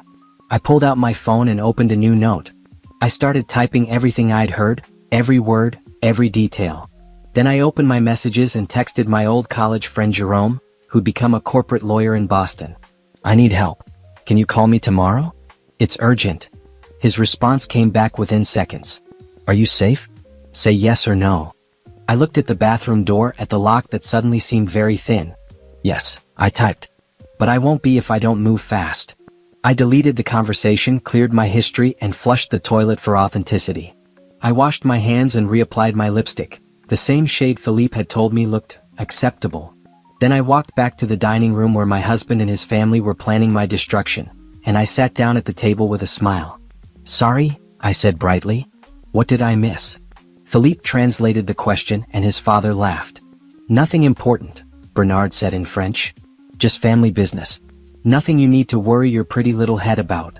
I nodded like I understood only the tone, not the words. I ate my dessert while they discussed my future like I wasn't there. I thanked Genevieve for the lovely evening and kissed Philippe's mother's cheek. On the drive home, Philippe held my hand and told me in English how proud he was of me for trying so hard with his family. They're warming up to you, he lied smoothly. My mother said you looked nice tonight. I squeezed his hand back and smiled. I'm so glad. Your family means everything to you and I want them to accept me. He raised my hand to his lips and kissed it. They will, mon amour. Just give it time. Time. I had 1 week until Tuesday, when I was supposed to sign papers I wouldn't read, trusting a man who'd been betraying me for years. 1 week to plan, to prepare, to make sure that when I struck back, it would be with the precision and power of someone who'd been underestimated for far too long. 1 week to show Philippe and his family what this simple American woman was capable of when she finally stopped pretending she didn't understand. I met Philippe Moreau on a Wednesday afternoon in March, during the lunch break at the Tech Forward conference in Boston. I'd just given a presentation on machine learning algorithms for predictive analytics, and I was riding high on adrenaline and the scattered applause from a room full of engineers who actually understood what I was talking about. Grammy had been gone for 3 months, and it was the first time since her funeral that I'd felt like myself again. He was standing by the coffee station, tall and elegant in a navy suit that probably cost more than my monthly rent. When I reached for a cup, he smiled at me with perfect white teeth and said, "Your presentation was remarkable. I've been working on a similar concept for retail applications." His accent turned every syllable into something sophisticated. I was used to the flat, efficient speech of Boston tech brothers. Philippe sounded like he was narrating a French film. "Thanks," I said, pouring coffee that smelled burnt but was free. "What kind of retail applications?" We talked for 20 minutes that turned into an hour, standing by that coffee station while the afternoon session started without us. He explained his vision for an app that would revolutionize how small businesses managed inventory using predictive algorithms. I explained how the machine learning models could be optimized for real-time data processing. We were finishing each other's technical sentences within 30 minutes. "We should work together," he said, and his dark eyes were intense. "This could be something extraordinary. I should have been more careful. I should have done research, asked questions, verified his credentials. But I was lonely and grieving and 27 years old, and he made me feel like my brain was the most attractive thing about me. After a lifetime of guys who wanted to explain technology to me instead of learn from me, Philippe seemed different. We exchanged numbers. He texted me that night, "I can't stop thinking about your algorithm architecture. And also about you." For 3 months, we built the foundation of what would become our app. We met in coffee shops and libraries, video called across time zones when he returned to New York, emailed technical documents back and forth at 3 in the morning. The technology was mine, but he had the business vision and the connections. He knew investors, understood marketing, could pitch our concept in rooms I'd never be invited into. "You're the genius," he told me over dinner one night in June. "I'm just the person who makes sure the world knows it." He proposed in August at a rooftop restaurant overlooking the Boston Harbor. The ring was modest by his family's standards, I'd later learn, but it was more than I'd ever imagined. He got down on one knee and asked me in French, then repeated it in English when he saw my confused expression. "I want to spend my life building things with you," he said. "Starting with us." I said yes. Of course I said yes. I was in love with him, with us, with the future we were creating together. We got married at City Hall in September with 2 witnesses we pulled off the street. His family was disappointed they couldn't attend, but they sent an expensive crystal vase that broke during the move to New York. The move happened fast. Philippe's family owned an import business in Manhattan that was struggling with modernization. He convinced me to relocate, promising that we'd launch our app from New York where the investor network was stronger. I gave up my apartment in Cambridge, said goodbye to my friends, and moved into Philippe's place in the Upper West Side. That's when things started to shift, so gradually I didn't notice the transformation. "Let me handle the business meetings," Philippe suggested. "Your time is better spent on development. Plus, some of these investors are old-fashioned. They respond better to a certain kind of presentation." Translation: they responded better to white men with French accents than black women with technical expertise. I spent my days coding in our apartment while Philippe networked. He'd come home with stories about investor meetings, promising opportunities, deals that were almost closed. I trusted him completely. We were partners. I need you to sign some incorporation papers, he said casually one October evening. Just standard stuff. You're listed as CTO, I'm CO. 50-50 ownership. I signed without reading. Why would I read? He was my husband. He started teaching me French phrases over dinner, laughing gently when I pretended to struggle with pronunciation. Repeat after me, je t'aime. I love you. I repeated it dutifully, not mentioning that Grammy had taught me the phrase when I was 8 years old, along with hundreds of others. I never told him I spoke French. At first, it was because he seemed to enjoy teaching me. Later, after I met his family and heard the way they spoke about Americans when they thought no one understood, I kept silent because Grammy's voice echoed in my head. Sometimes the best weapon is what people don't know you have. His family visited for the first time that November. They spoke in rapid French around our dining table while I served food I'd spent all day preparing. I heard Philippe's mother say I was acceptable for now, and his father comment that, at least she cooks well enough. Philippe never translated those parts. He just smiled at me and said they were commenting on how delicious everything was. I launched our app in January, working 18-hour days to perfect the code while Philippe handled publicity. We called it Predict Right, and it was everything we'd imagined. Small businesses started subscribing immediately. Revenue climbed. Tech blogs wrote about us. We were profiled in a magazine as the couple revolutionizing retail technology. In the photo, Philippe had his arm around my waist and we were both smiling. I was wearing a dress he'd bought me because he said my own clothes were too casual for press photos. I didn't mind. I thought we were building something together.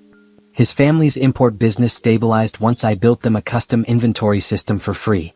Philippe said it was important to help family. I agreed. Family was everything to me. I'd lost my mother to cancer when I was 23, and Grammy followed 4 years later. Philippe's family was supposed to be my family now. They thanked me in French, words I understood but pretended not to. At least she's useful for something, Genevieve had said. Philippe chose well. She works hard. I smiled and nodded when Philippe translated a completely. By our second we had 1,000. The money started flowing. We moved to a bigger apartment, bought expensive furniture, traveled to tech conferences in Paris and London and Tokyo. Philippe always did the presentations while I sat in the audience, proud of our work. You're better behind the scenes, he explained. You're more comfortable with code than crowds. It wasn't true, but I let him believe it. I let him shape me into someone smaller, quieter, more convenient. I stopped going to conferences alone. I stopped maintaining relationships with college friends who asked too many questions about why I wasn't more visible in our company. I stopped questioning why my name appeared smaller than Philippe's on all our marketing materials. It's just branding, he assured me. Everyone knows you're the technical genius. Except they didn't. Because Philippe never told them. In investor meetings I occasionally attended, he'd reference my team and my developer without naming me.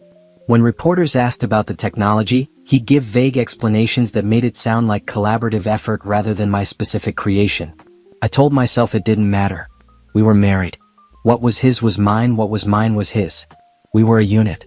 His cousin Celeste started appearing more frequently around our 3rd anniversary. She was getting her MBA, Philippe explained, and he was mentoring her on business strategy.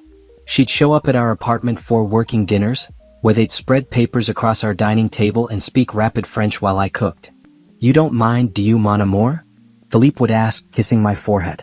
It's just business. I didn't mind. I was busy with work, with improving our algorithms, with building the technical infrastructure that kept our company growing. Celeste was family. Philippe was ambitious. This was normal. Looking back now, I could see every red flag I'd missed. The way Philippe's hand would rest on Celeste's lower back when they stood together. The way she'd laugh at his jokes just a beat too long. The way he started working late more often, coming home smelling like perfume that wasn't mine. Investor dinner, he'd explain. You know how these things are. I didn't actually, because he'd stopped inviting me to investor dinners around the same time Celeste started her MBA. By our 4th anniversary, I knew something was wrong but couldn't name it. Philippe was distant, distracted. He snapped at me over small things, then apologized with expensive gifts. He started suggesting I should relax more and not work so hard. He hired a programmer to assist me without asking if I needed help. You seem stressed, he said with concern that felt rehearsed. Maybe you should take some time off. Let the team handle things for a while. The team. He'd started calling it the team instead of our company. Started saying, my business instead of our business. Started signing emails as Philippe Moreau, CEO of Predict Right, with no mention of my role. I should have seen it coming. I should have protected myself. But I was still that woman who'd said yes to a proposal in French she pretended not to understand, still trying to be small enough to fit into the space Philippe had created for me. The dinner where everything changed was 5 years and 2 months after we met. I sat at that table in his family's apartment and heard him outline my destruction in the language they thought I couldn't speak. That night, lying in bed next to a man who was planning to betray me, I finally admitted the truth. The perfect marriage had always been an illusion. I'd just been too in love, too trusting, too desperate for family to see what was right in front of me. But I saw it now. I understood everything. And I was done pretending. The morning after the dinner, I woke up before Philippe and lay perfectly still, listening to him breathe. He was sleeping on his side, facing away from me, and I studied the back of his head like I was seeing him for the first time. This man had shared my bed for 5 years while planning to destroy my life. The thought made my skin crawl, but I didn't move. I just watched him sleep and calculated my next steps. My phone buzzed on the nightstand. I reached for it slowly, carefully, not wanting to wake him. Jerome had texted back, "Call me at 8 a.m. I'm in the office. Whatever you need, we'll handle it." I slipped out of bed and padded to the kitchen in my pajamas. Our apartment was quiet in the early morning light, the kind of expensive quiet you only get in Manhattan buildings with good insulation. I made coffee and sat at our kitchen island, the same island where Celeste had sat a dozen times with Philippe, speaking French about business while I cooked their dinner. How many times had they talked about me right in front of me? How many jokes had they shared at my expense while I smiled and nodded like a fool? At exactly 8 o'clock I called Jerome. "Tell me everything," he said without preamble. I did. I told him about the dinner, about Philippe's plan to make me sign transfer papers, about the 2-year affair with Celeste, about every French conversation I'd understood and pretended I hadn't. Jerome was silent for a long moment after I finished. "You're certain about what you heard?" "Jerome, I've been fluent in French since I was 13. I understand every word. And he doesn't know this? No one knows. Not even my mom knew before she died. It was just something Grammy and I shared." I could hear him typing on his keyboard. "This is good, Simone. This is really good. He's planning to defraud you and you have the element of surprise. We can work with this. What do I do?" "Nothing yet. Keep playing the role. Let him think you're clueless. Meanwhile, I need you to document everything.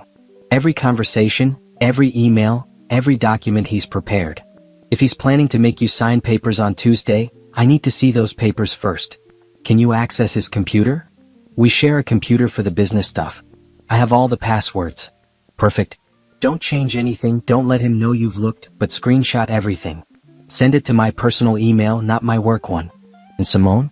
Don't sign anything. If he pressures you before Tuesday, make an excuse. Pretend you're sick, pretend you forgot your glasses, pretend anything. Just don't sign." Philippe emerged from the bedroom as I was hanging up. He was wearing his robe, hair messy from sleep, looking like the man I'd fallen in love with instead of the one planning my destruction. "Who was that, mon amour?" he asked, kissing the top of my head. "Just Jerome from college. He's in Boston for work and wanted to catch up." A flash of something crossed Philippe's face, there and gone before I could identify it. "Jerome? Your lawyer friend?" "He's a corporate lawyer, yeah. We haven't talked in months. He just wanted to say hi." Philippe poured himself coffee, and I watched him move through our kitchen with the ease of someone who owned everything in it, including me. "You should invite him to dinner sometime," he said casually. "It would be nice to meet your old friends." The request was strategic, I realized. He wanted to assess threats. Jerome had always made Philippe nervous because Jerome was the one friend from my old life who'd never quite warmed to my husband. "Maybe," I said vaguely. "He's pretty busy." Philippe sat next to me and took my hand. "I've been thinking, Sherry. You've been working so hard on the app. Maybe it's time to bring in some additional technical support. I know a few developers who could help lighten your load." Translation: he wanted to replace me before Tuesday. "I don't need help," I said carefully. "The system's running smoothly. Why would we add costs? It's not about cost. It's about your well-being. I worry about you spending all those hours coding. You should have time for other things. For us." He said it so sincerely, looking into my eyes like he meant every word. 5 years ago I would have melted.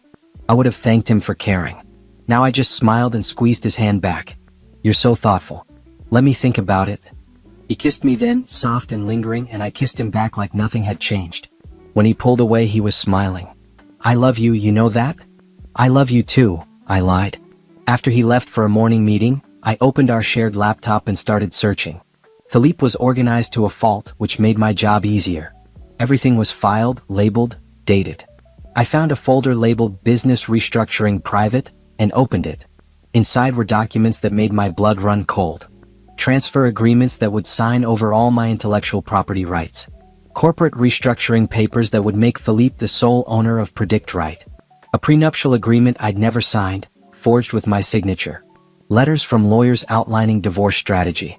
Financial projections showing company value without me. I photographed everything with my phone, then screenshotted files, then backed up entire folders to a cloud drive Philippe didn't know I had. I worked methodically, checking over my shoulder every few minutes, my heart hammering so hard I could hear it in my ears. In a subfolder labeled Personal, I found emails between Philippe and Celeste going back 28 months. I didn't read them all. I didn't need to see every Mon Amour and G. Theodore to understand what they'd been doing, but I documented them. Every single one. I found text messages too, ones he deleted from his phone but backed up to the cloud. Messages about me. About how simple I was, how convenient, how useful. Messages about their future together, about trips they'd take after he divorced me, about the life they'd build with my technology and my work. There was a message from 3 weeks ago where Celeste asked, "What if she refuses to sign?" Philippe had responded, "She won't. She trusts me completely. She's never questioned a single thing I've put in front of her." I photographed that one twice, making sure it was perfectly clear. By noon, I had enough evidence to bury him. I sent everything to Jerome's personal email with a subject line that just said, "Evidence," and then deleted the sent message from our shared email account. Then I did something that felt bold and terrifying. I called a number I'd saved 2 years ago and forgotten about. Back when Predict Right was taking off, a venture capitalist named Robert Chen had approached me at a conference. Philippe had dismissed him as not serious, but Robert had given me his card anyway. "Call me if you ever want to talk," he'd said. "About the technology specifically. I think you're the real genius behind this operation." I kept the card in my wallet, buried behind old receipts. Now I dialed his number. "Robert Chin," he answered on the second ring. "Hi, Mr. Chin. This is Simone Moreau. We met 2 years ago at the Tech Forward conference. I don't know if you remember." "Of course I remember. The predictive analytics app. You explained the algorithm to me for 20 minutes, and it was the most interesting conversation I had all week. How can I help you?" I took a breath. "I want to talk to you about a new venture. Can we meet?" "Absolutely. Are you in New York?" "Yes. Tomorrow, 10 a.m. at the coffee shop on 42nd and Madison. Does that work?" "Perfect." After I hung up, I stared at my phone for a long moment. I was crossing lines I couldn't uncross. I was planning something bigger than just protecting myself. I was planning to win. Philippe came home that evening with flowers and takeout from my favorite restaurant. He was being extra attentive, I realized, setting me up to trust him even more before Tuesday. "How was your day, mon amour?" he asked, kissing my cheek. "Good. Quiet. I worked on some back-end optimizations." We ate dinner together like we were still a happy couple. He told me about his meeting, about potential new clients, about his family's import business expanding. I listened and nodded and asked questions, playing my role perfectly. "My parents want to invite us to Lyon this summer," he said casually. "Maybe for a month. You could take a break from work and I could show you where I grew up." A month in France, surrounded by his family, completely isolated. A month where he could control everything.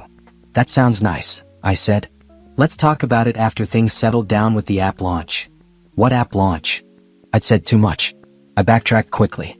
"The update. The version 3.0 update. I'm still working through the bugs." He relaxed. "Right. Of course. Take your time with that, Sherry.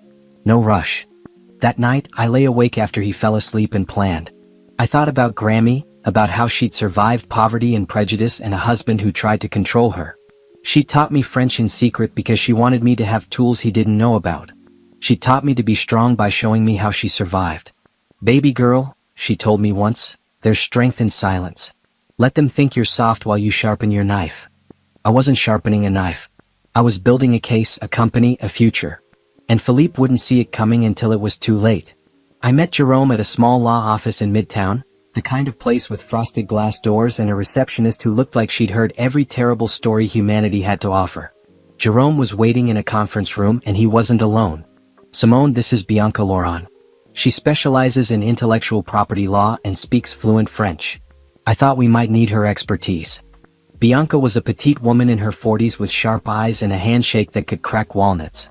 "Show me everything," she said, skipping pleasantries entirely. I pulled out my phone and started walking them through the evidence.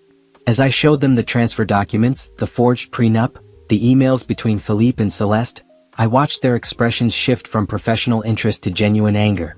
"This is fraud," Bianca said flatly. "Multiple counts. The forged signature alone is criminal. The intellectual property theft is massive. And if we can prove he planned this systematically..." She looked at Jerome. "We can destroy him."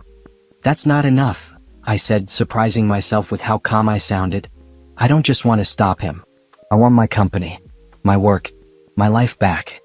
Jerome leaned forward. "Tell us what you mean." I explained my meeting with Robert Chin tomorrow, my idea to start fresh with my own company, my plan to secure the source code and improvements Philippe didn't know I'd made. "Everything he thinks is secure is actually mine," I continued. "The core algorithm, the database architecture, the updates I've been working on, I've been building them separately, documenting them under my name alone. He thinks he has everything, but he only has an outdated version." Bianca smiled for the first time. "You've been planning this." "Not consciously. I just always kept detailed records. Grammy taught me to document everything. I thought it was for my own reference, but now it's evidence that you're the creator and he's been stealing credit," Jerome finished. "Simone, this is good. This is really good. But we need to move fast. If he's planning to have you sign papers Tuesday, we need to file first." "File what?" "Divorce papers. Fraud charges. Intellectual property protection. We hit him with everything at once before he knows what's happening." My hands were shaking. This was real. This was happening. What if I'm wrong? What if I misunderstood something at that dinner? Bianca pulled out her phone and clicked on an audio file.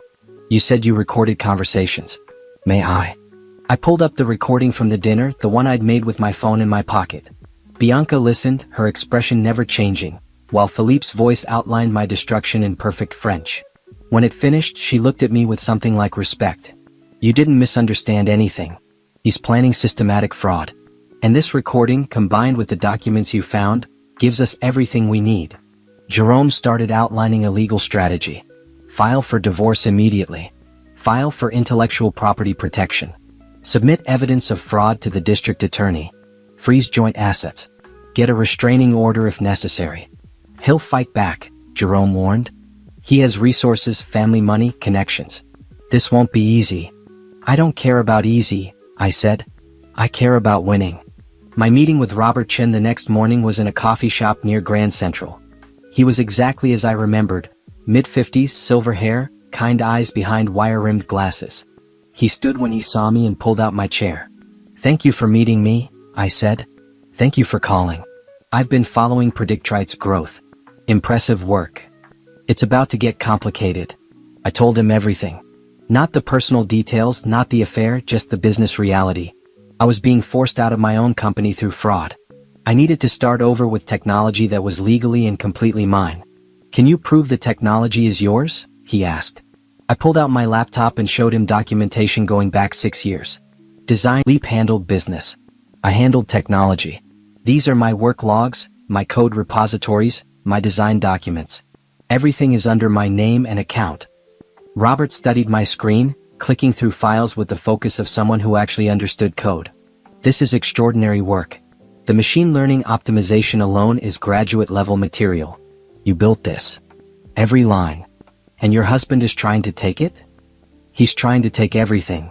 Robert closed my laptop and leaned back. "I want to invest in whatever you build next. I want to be your first backer. Name your terms." I hadn't expected it to be that simple. "I haven't even started a company yet." "Start one. Today. File papers, secure the intellectual property, build your team. I'll put in 500,000 to start, more when you need it. But Simone, you need to do this right. You need lawyers, accountants, a board. You need protection. I have lawyers. What I need is technology space and the freedom to work. I'll have my assistant set you up with office space in our building. You can start tomorrow. Bring whatever equipment you need. Build whatever you want. I trust your vision." We shook hands across the table and I felt something shift inside me. For 5 years, I'd been building someone else's dream with my own hands. Now I was building my own. I spent the rest of the day filing paperwork for a new company.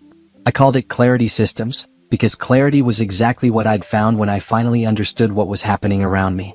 I registered it under my name alone. I filed for patents on the improvements I'd been developing. I opened a business bank account and transferred money from my personal savings. Money Philippe didn't know I had because I'd kept one account from before our marriage. By 5 p.m. I had a company, an investor, office space, and a plan. I went home to find Philippe in the kitchen, cooking dinner. He never cooked. Warning bells went off immediately. "Surprise," he said, smiling. "I thought I'd make us something special tonight. Celebrate." "Celebrate what?" "Our partnership.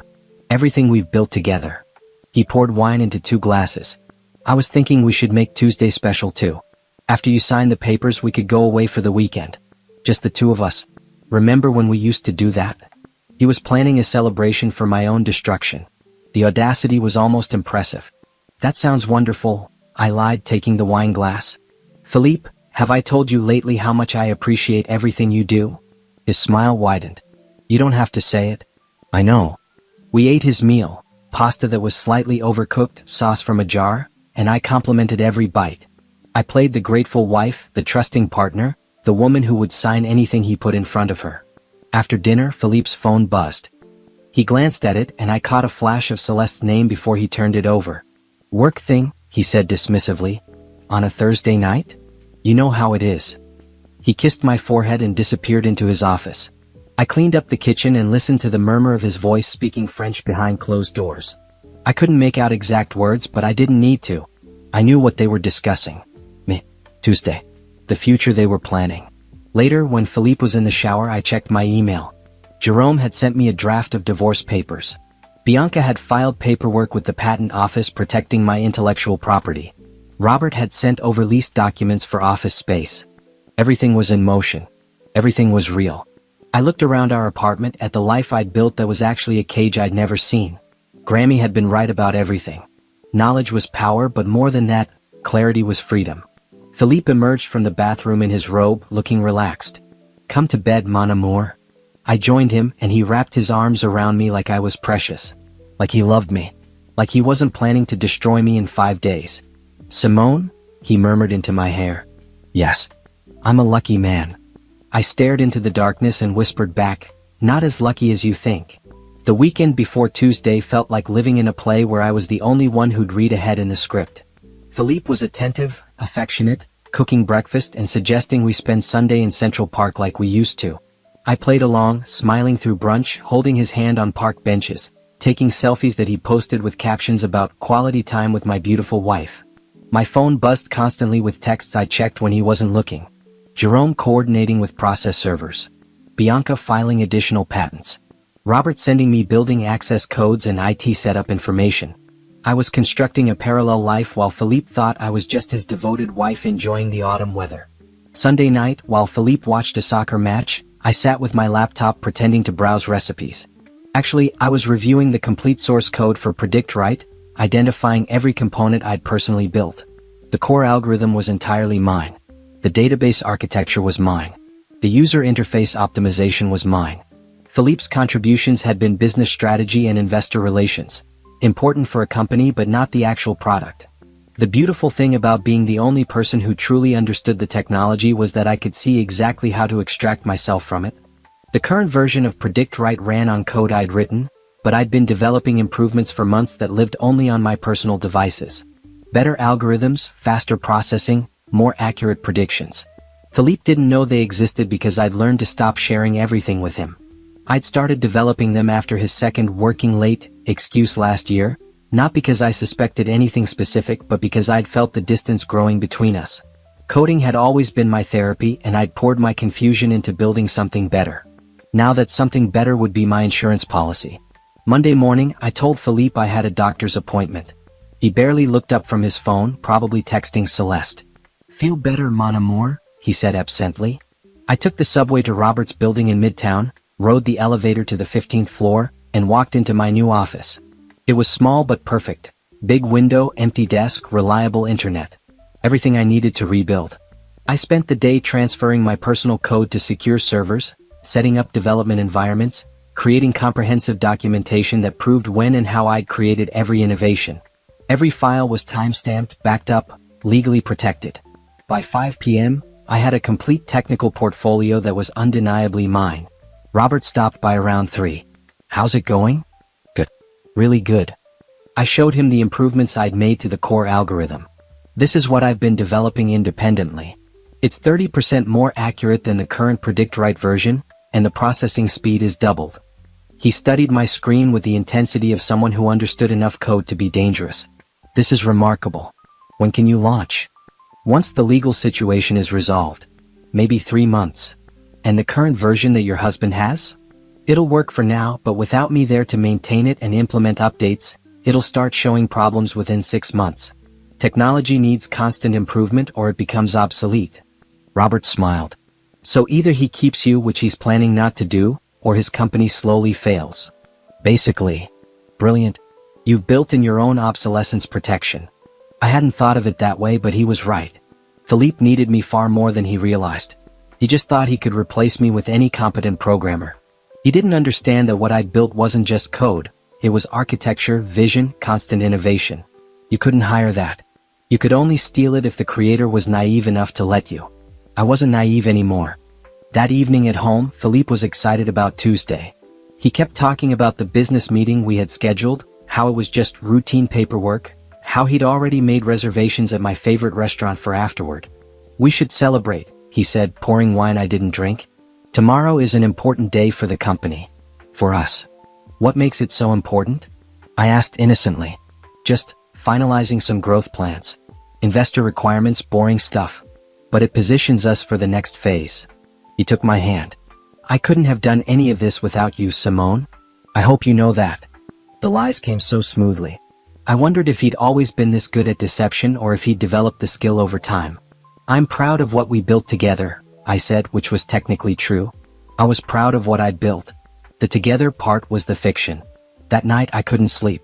Tomorrow morning, process servers would arrive at Philippe's family's import business office where he worked.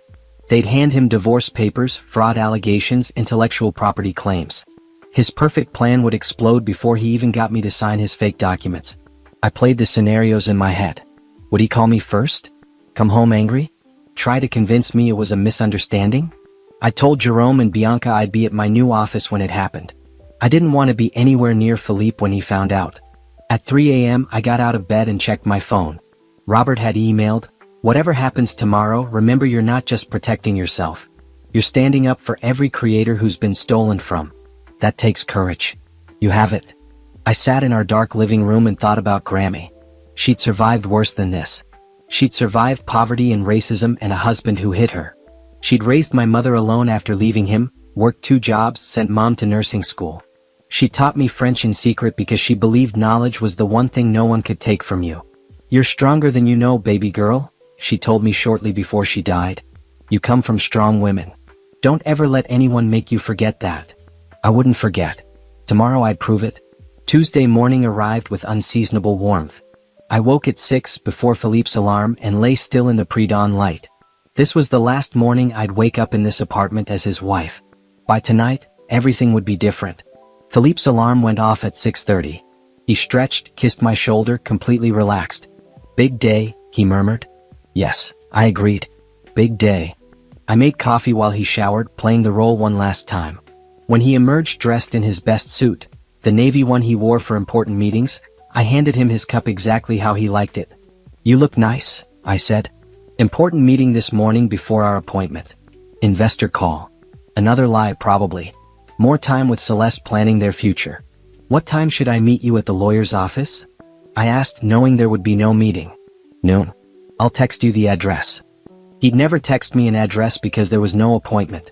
By noon, he'd be dealing with lawyers of a very different kind. After he left, I got dressed carefully. Professional black pants, a blue blouse, comfortable shoes. I packed my laptop, my phone, and a folder of documents I'd prepared. Then I took one last look around the apartment we'd shared. 5 years of my life in this space. 5 years of believing in a future that was never real. The furniture we'd chosen together was just furniture. The art on the walls was just decoration. None of it meant anything once you understood the foundation was built on lies. I left my wedding ring on the kitchen counter and walked out. At my new office, I set up my laptop and waited. Jerome had promised to text me the moment Philippe was served. Bianca was handling the patent office filings this morning. Robert was in meetings but had left me a note. Today you take your life back. Proud of you. The text came at 9:47 a.m. He's been served. Didn't go well. Stay where you are. Don't answer his calls. My phone started ringing within minutes. Philippe's name flashed on the screen. I let it go to voicemail. It rang again immediately. Voicemail. Again. Voicemail. Then the text started, first in English. Simone, what is happening? Call me now. Then French. Tu as que tu es fate? Comment assis tu. What have you done? How dare you? The shift from English to French was telling. When he was trying to manipulate me, he used English. When he was genuinely emotional, he used his native language. I'd learned that pattern years ago. More texts. This is insane. I'm your husband. We can fix this. Just call me. Then, where are you? Come home. We need to talk. Then, you're making a huge mistake. You'll regret this. The threats were starting. I screenshotted everything and forwarded it to Jerome. His response, perfect. Keep documenting. Don't engage. My phone rang again, but this time it was an unknown number. I considered ignoring it, then answered cautiously. Hello? Is this Simone Moreau? A woman's voice, older, sharp with authority. Yes. This is Genevieve Moreau, Philippe's mother. I believe we need to speak. I should have hung up. Instead, I said, about what, Genevieve? She switched to French immediately, probably assuming I wouldn't understand. You ungrateful girl. After everything my son did for you, gave you, this is how you repay him? With lies and legal attacks. I responded in perfect French. I repaid him with 5 years of my work, my ideas, and my trust. He repaid me with theft and betrayal. We're even now. Silence. Long shocked silence. You speak French? Her voice was quieter now, uncertain. Fluently. I understood every word you and your family ever said about me. Every insult, every joke, every plan. I heard all of it. You never said. No, I never said. That was my mistake. I should have confronted you years ago instead of pretending I didn't understand how little you all thought of me. But I'm done pretending. She hung up. I sat staring at my phone, my hands shaking with adrenaline. Jerome called 20 minutes later. His lawyer just contacted me. Philippe wants to meet, just you and him, to talk reasonably. I told them absolutely not. Don't agree to any private meetings. I won't. There's something else. His family is flying in. Apparently they're arriving tonight. I think they're planning to pressure you into dropping the suit. Let them try. But the news unsettled me. Philippe's entire family descending on New York meant they were taking this seriously. They had resources, connections, and the kind of old money arrogance that assumed problems could be fixed with pressure and influence. I spent the afternoon coding, losing myself in the clean logic of algorithms and data structures. Code made sense. Code did what you told it to do. Code didn't lie or betray or pretend to love you while planning your destruction. Around 5, Robert stopped by with takeout. Thought you might not want to go home tonight. I'm not going home. I booked a hotel. Smart. How are you holding up? I'm fine. Angry. Scared. But fine. His family is arriving tonight? According to Jerome. They're going to make this ugly, Robert warned. Old French families like the Moreaus, they don't like being challenged, especially by someone they considered beneath them. They'll try to paint you as emotional, unstable, vindictive. I have evidence. Documents, recordings, testimony. The truth doesn't care about their spin. The truth matters in court. In the court of public opinion, narrative matters more. Just be prepared. I nodded, picking at my food. Robert, why are you helping me? You barely know me. He considered the question carefully. Because I've been in tech for 30 years and I've seen this story too many times. Brilliant person creates something revolutionary, charismatic person takes credit, original creator gets erased. Usually by the time I meet them, it's too late to help. But you caught it early. You protected yourself. That's rare. That's worth supporting. I just didn't want to be erased. Most people don't want that. But you did something about it. That's the difference. That night at the hotel, I couldn't stop checking my phone. Philippe had stopped calling, which somehow felt more ominous than the constant attempts earlier. At 11 p.m., a new text arrived from a number I didn't recognize. Hello Simone, this is Isabel, Philippe's sister. I'm in New York.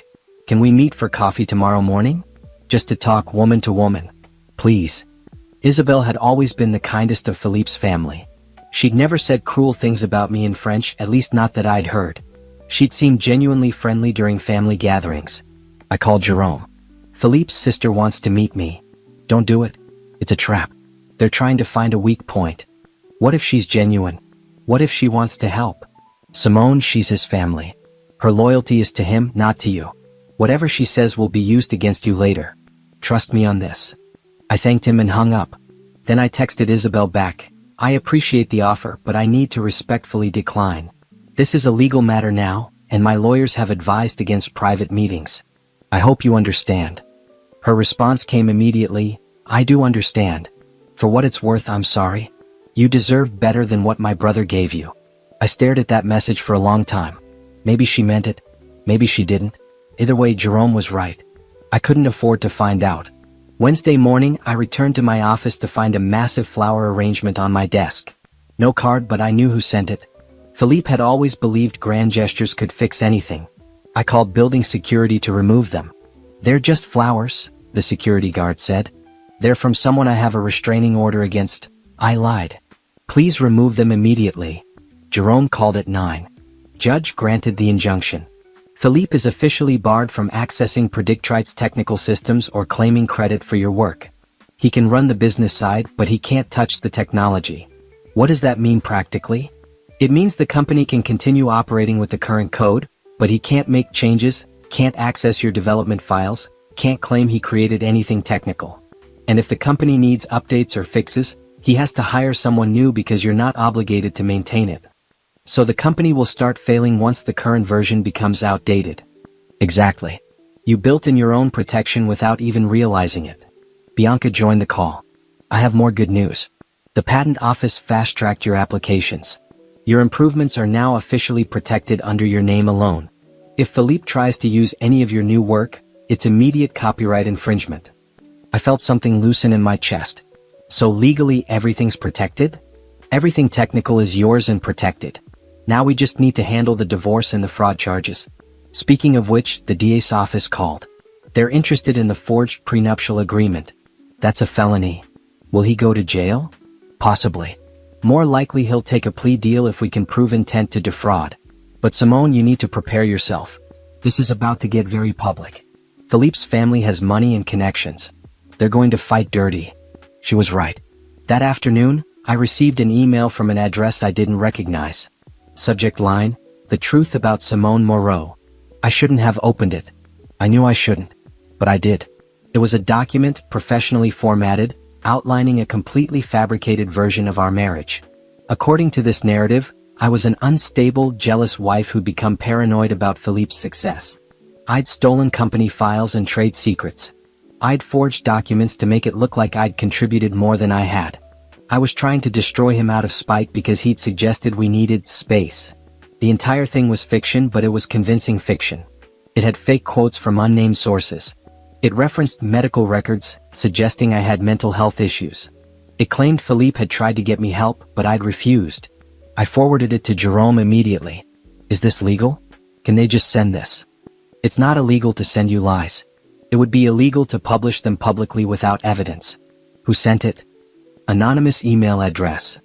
Probably someone from his family. They're testing to see if they can intimidate you into dropping the suit. Don't respond. Don't engage. Just document it. But the document stayed with me all day. Someone had spent time crafting a detailed character assassination. Someone wanted me to know they could destroy my reputation even if they couldn't touch my legal case. That evening, I got a call from my old college friend Monica. We hadn't spoken in months. Simone, what's going on? I just got the weirdest call from some woman claiming to be Philippe's sister. She said you were going through a difficult time and might need support, and could I talk to you about being reasonable about the divorce? My stomach dropped. They're calling my friends? She didn't say anything specific, just that you were upset and maybe not thinking clearly. I told her I didn't appreciate strangers calling me about my friend's personal business. But, Simone, what's happening? I gave her the abbreviated version. Monica's response was immediate and profane. He did what? And his family is harassing your friends? Simone, you need to go scorched earth on these people. I'm trying. I have lawyers, evidence, everything. But they have money and connections. You have the truth. And you have people who actually care about you. Give me permission to tell our mutual friends what's really happening. Let me spread the actual story before his family's version takes hold. I thought about Grammy, about staying silent, about keeping secrets. But maybe this was different. Maybe sometimes you had to speak up to be heard. Okay, I said. Tell them the truth. Philippe called from a blocked number that night. I was exhausted enough to answer. What do you want? Simone. His voice was ragged. Can we please just talk? Face to face? Without lawyers. No. I never meant for it to go this far. I made mistakes, but we can fix this. You didn't make mistakes, Philippe. You committed fraud. You forged my signature. You planned to steal my work and discard me. Those aren't mistakes. Those are crimes. I loved you, he said, and he almost sounded sincere. I still love you. You loved what I could give you. The technology, the credibility, the legitimacy. You never loved me.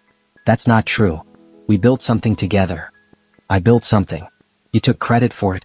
There's a difference. Simone, please. My family, the business, everything is falling apart. The investors are pulling out. The company is hemorrhaging clients. You're destroying everything we worked for. I'm destroying what I built. You don't get to keep it just because you're better at networking and lying. I'll fight you on this. I have resources, lawyers, connections. You can't win. I already did. The court documents are public. The evidence is documented. Your fraud is exposed. Whether you accept it or not doesn't change the facts. He was quiet for a long moment. Then in French, I underestimated you. I thought you were soft, compliant. I should have known better. I responded in French, yes, you should have. Grammy always said the quietest people are often the strongest. You just never bothered to look beyond what you wanted to see. He hung up. I sat in my hotel room and let myself cry for the first time since the dinner. Not because I missed him or regretted my choices, but because 5 years of my life had been built on a foundation of lies, and no matter how strong my case was, I couldn't get those years back. But I could build something new. Something real. Something mine. And that's exactly what I was going to do. The story broke on Thursday morning through a tech industry blog called Silicon Insider. The headline read, PredictRight founder embroiled in fraud scandal, wife claims intellectual property theft. I was drinking coffee at my desk when Robert texted me the link. My hands shook as I read the article. It was surprisingly balanced, presenting both sides but leaning heavily on the fact that court documents showed substantial evidence of my claims. They'd interviewed several industry insiders who remembered me from early conferences, who confirmed I'd been the technical brain behind PredictRight. One quote stood out, I talked to Simone Moreau about machine learning for 45 minutes at Tech Forward in 2020. She understood the mathematics and architecture at a level that suggested she'd built everything from scratch. Philippe Moreau, in my limited interactions with him, always deflected technical questions or gave surface-level answers. The evidence in this case seems to support what some of us suspected all along. By noon, 3 more tech publications had picked up the story. By end of day it was trending on tech Twitter. Comments ranged from supportive to skeptical to viciously angry. At Tech Ethics Now, this is why we need better IP protection for technical founders. Too many business-side partners taking credit for work they didn't do. At Startup Advice, waiting for more evidence before judging, but if true, this is another example of why proper documentation and legal protection matter from day one. At Code and Coffee, Philippe Moreau spoke at our conference last year. He couldn't defending Philippe, suggesting I was bitter about a divorce, that I was exaggerating my contributions, that this was a he said, she said situation where the truth was probably somewhere in the middle. The worst were the ones that got personal. She's just mad he upgraded to someone younger. Typical, woman can't handle rejection so she destroys her ex's business. Bet she's not even that good at coding, probably just decent at documentation. I closed Twitter and focused on work. I couldn't control what people said. I could only control what I built next. Jerome called with an update. Philippe's lawyers filed a motion to dismiss. Standard procedure. Judge denied it based on the evidence. We're going to trial unless he agrees to settle. What would a settlement look like? You get full ownership of your intellectual property, he admits no wrongdoing but signs a statement acknowledging your contributions, you split marital assets fairly, and he pays damages for emotional distress and legal fees. Probably around $2 million total. And if we go to trial? You could get more but it'll take longer and be more public. Your choice. I thought about it. The money wasn't the point. The acknowledgement of my work was the point. But dragging this through a trial meant months more of my life consumed by Philippe and his family's lies. Let's see if he'll settle, I said. But I want it in writing that he acknowledges I created the core technology. I won't settle without that. I'll draw up terms. That afternoon, I had my first investor call for Clarity Systems. Robert had connected me with 3 VCs who were interested in my improved algorithm. I demonstrated the technology, explained the improvements I'd made, walked them through projected applications and market potential. They asked smart questions. They treated me like the expert I was. They never once asked where my business partner was or whether I could handle a company alone. By the end of the call, I had commitments for $3 million in series of funding, pending due diligence and formal proposals. This is excellent work, one investor said. I'm honestly shocked you were willing to share it with a previous partner. This is yours and it's valuable. I'm learning not to share everything with people who don't deserve it, I said. Smart woman. We'll be in touch. After they logged off, I sat back and let myself feel proud. I'd built something valuable. I protected it. I was rebuilding. This was real progress. Robert stopped by with dinner, Thai food from the place around the corner. I saw the articles. How are you holding up? Fine. The tech community has short attention spans. Next week there'll be some other scandal. But the people who matter, the investors, the serious professionals, they're paying attention to your work, not the gossip. I just want to move forward. I'm tired of looking backward. Then let's talk about Clarity Systems. You have funding, you have space, you have technology. What's your timeline for launch? We spent the next hour planning. I'd need to hire a small team, a designer, another developer, a business development person. I'd need to finish building out the full application. I'd need marketing, customer acquisition strategy, legal contracts. This is real, I said, looking at our notes. I'm actually doing this. You've been doing this the whole time, Robert corrected. You just finally have a business structure that acknowledges it. That night, back at the hotel, I got an email from a woman I didn't know. Subject: thank you for speaking up. Hi Simone, you don't know me, but I'm a software engineer who's been following your story. 3 years ago, I built a platform with my boyfriend. He convinced me to put the company in his name because he had better business connections. Last year, he sold the company for $8 million and gave me nothing. When I tried to fight it, everyone said I was bitter about our breakup. I had no documentation, no evidence, nothing. Reading about your case made me realize I should have protected myself better. But it also made me feel less alone. Thank you for fighting. Thank you for documenting. Thank you for showing that we don't have to accept being erased. I hope you win everything. I read it twice, then 3 times. I responded, I'm so sorry that happened to you. You deserved better. We all do. If you ever want to talk about protecting your work going forward, I'm happy to share what I've learned. Clarity Systems will be hiring soon if you're interested. She responded within minutes with her resume. By the end of the week, I'd received 17 similar emails. 17 stories of technical founders who'd been erased, stolen from, betrayed by partners they trusted. Some were women, some were men, some were people from marginalized communities who believed that being brilliant would be enough. I saved every email. I responded to every one. And I realized that this fight was bigger than just me and Philippe. It was about every creator who'd been told their contributions didn't matter as much as someone else's charisma or connections. Friday afternoon, Jerome called with news. Philippe's lawyer reached out. He wants to settle. He's willing to accept your terms. All of them? Including the acknowledgement. All of them. Apparently his investors are furious about the negative publicity. The company's valuation has dropped 40% this week. His family's import business is facing scrutiny from American partners who don't want to be associated with fraud. He's bleeding money and reputation. Good. Simone, he's ruined. His visa is tied to the company, and if the company fails, he'll have to leave the country. His family's reputation is damaged. Celeste broke up with him. He's got nothing left. I should have felt satisfaction. Instead, I just felt tired. Send me the settlement papers. I'll review and sign if everything's there. You're sure? We could push for more. I don't want more. I want to move on. That evening, I stood in my office looking out at the Manhattan skyline. The sun was setting, painting the buildings in shades of orange and pink and purple. Somewhere out there, Philippe was signing papers that admitted what I'd always known. I was the creator. I was the genius. I was the one who built something from nothing. He'd get to keep whatever remained of Predict Right, but it was a sinking ship now. Without updates, without innovation, without me, it would be obsolete within a year. I had something better. Something new. Something entirely mine. My phone buzzed with a text from Robert.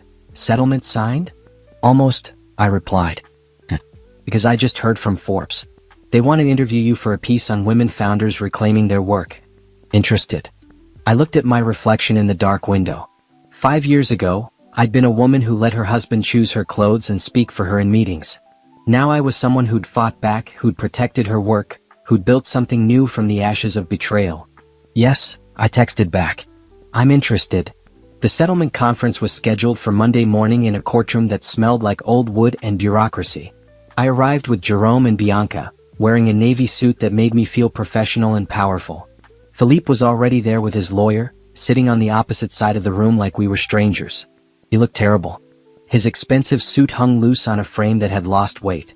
Dark circles shadowed his eyes. His hands fidgeted with papers on the table in front of him. When I walked in, he looked up and our eyes met. I felt nothing. No love, no hate, no regret. Just the calm certainty that I was doing exactly what needed to be done. The judge reviewed the settlement terms, asking if both parties understood and agreed. Philippe's voice was barely audible when he said yes. Mine was clear and firm. Mr. Moreau, you acknowledge that Ms. Moreau created the core technology for PredictRight? Yes, Your Honor. And you acknowledge that you systematically took credit for her work? Pause. His lawyer whispered something. Then, yes, Your Honor. And you agree to the financial terms outlined in this settlement? Yes, Your Honor. The judge signed the papers and just like that, it was over. I was divorced. I owned all my intellectual property. I had a settlement check that would fund Clarity Systems through launch and beyond. I walked out of that courtroom a single woman with a company and a future. Philippe tried to approach me in the hallway. Jerome stepped between us immediately. Don't, Jerome said firmly. Philippe looked at me over Jerome's shoulder. Simone, I'm sorry. For everything. I hope you know that. I could have said a lot of things. I could have told him his apology was worthless. I could have listed every way he'd hurt me. Instead, I said the only thing that mattered. I don't accept your apology, but I accept what happened. It taught me who I am and what I'm capable of. So in a way, thank you. Then I walked away. The Forbes article published the following week under the headline, How One Woman Reclaimed Her Technology and Her Life. It featured photos from a professional shoot Robert had arranged. Me in my office, at my computer, confident and composed. The article detailed the case without being salacious, focusing on the legal and technical aspects of intellectual property protection for founders. The journalist, a woman named Patricia, had asked thoughtful questions. What do you want other technical founders to learn from your experience? Document everything, I'd said. Keep records of your work, your contributions, your innovations. Don't assume trust is enough protection. And if you have a partner, make sure legal agreements are clear from day one. Love doesn't protect intellectual property. Paperwork does. What's next for you? I'm launching Clarity Systems in 3 months. We'll offer the technology one developed, improved and independent. I'm hiring a team of developers, many of them people who've been overlooked or underestimated in their previous positions. I want to build a company that values actual contributions over charisma. Do you regret the marriage? I thought about that question carefully. I regret the betrayal. I don't regret what I learned. I'm stronger now than I was 5 years ago. I understand my worth. That's valuable. The article went viral in tech circles. I received dozens of emails from other founders, mostly women and people of color, sharing similar stories. Some asked for advice. Some asked if Clarity Systems was hiring. Some just wanted to say thank you for speaking up. I hired 3 people that first month. Alicia, the woman who'd emailed me after reading about the case, who'd had her own platform stolen. James, a brilliant black developer who'd been passed over for promotion at his last company despite creating their core product. And Rita, a designer from India who'd been told her work was too ethnic for mainstream tech. We were a team of people who'd been underestimated, and we were building something that would prove everyone wrong. The PredictRight story played out exactly as I'd predicted. Without my updates and maintenance, the app started showing errors. Clients complained. Competitors released better versions. Philippe tried to hire developers to fix it, but the code was complex and poorly documented. I'd built it for myself, not for handoff. The company was insolvent. Philippe sold what remained to a competitor for a fraction of its former value. His work visa expired. His family's import business suffered from the association with fraud and lost several major American contracts. The Moreaus returned to France, their American expansion plans abandoned. I heard through mutual acquaintances that Philippe was working for his father's company in Lyon, in a junior position, his ambitions thoroughly destroyed by his own choices. I felt no satisfaction in his downfall, but I felt no regret either. He'd made his decisions. I'd made mine. The consequences were just math. Celeste tried to reach out to me once, sending a LinkedIn message. I know you probably hate me, but I want you to know I didn't fully understand what Philippe was doing. I believed his version of events. I'm sorry for my part in hurting you. I deleted it without responding. Her apology, like Philippe's, was for her own peace of mind, not for mine. The DA's office decided not to pursue criminal charges for the forged prenup. Insufficient evidence of criminal intent, they said, which translated to he has expensive lawyers and we have limited resources. I was disappointed but not surprised. The civil case had been won. That was enough. 3 months after the settlement, Clarity Systems officially launched. Our improved algorithm was faster, more accurate, and more user-friendly than anything else on the market. We secured 20 enterprise clients in the first month, 50 by month 3. Robert's firm invested another $2 million in series of funding. Other VCs followed. By month 6, we were valued at $15 million. I gave an interview to a tech podcast where the host asked, "Do you think you would have built Clarity Systems if you'd stayed married to Philippe?" "No," I answered honestly. I would have kept making him successful while making myself smaller. Sometimes betrayal is the push you need to become who you were always meant to be. The interview was downloaded 50,000 times in the first week. I hired a PR person not because I loved publicity but because I wanted to control the narrative. Too many stories about women in tech focused on the drama, the betrayal, the victim arc. I wanted my story to be about the rebuild, the success, the innovation. Former founder launches rival company, became tech innovator launches revolutionary platform. Woman wins divorce settlement became entrepreneur secures funding for new venture. I refused to be defined by what Philippe had done to me. I would be defined by what I'd built despite him. 1 year after the settlement, Clarity Systems had 200 employees and a valuation of $75 million.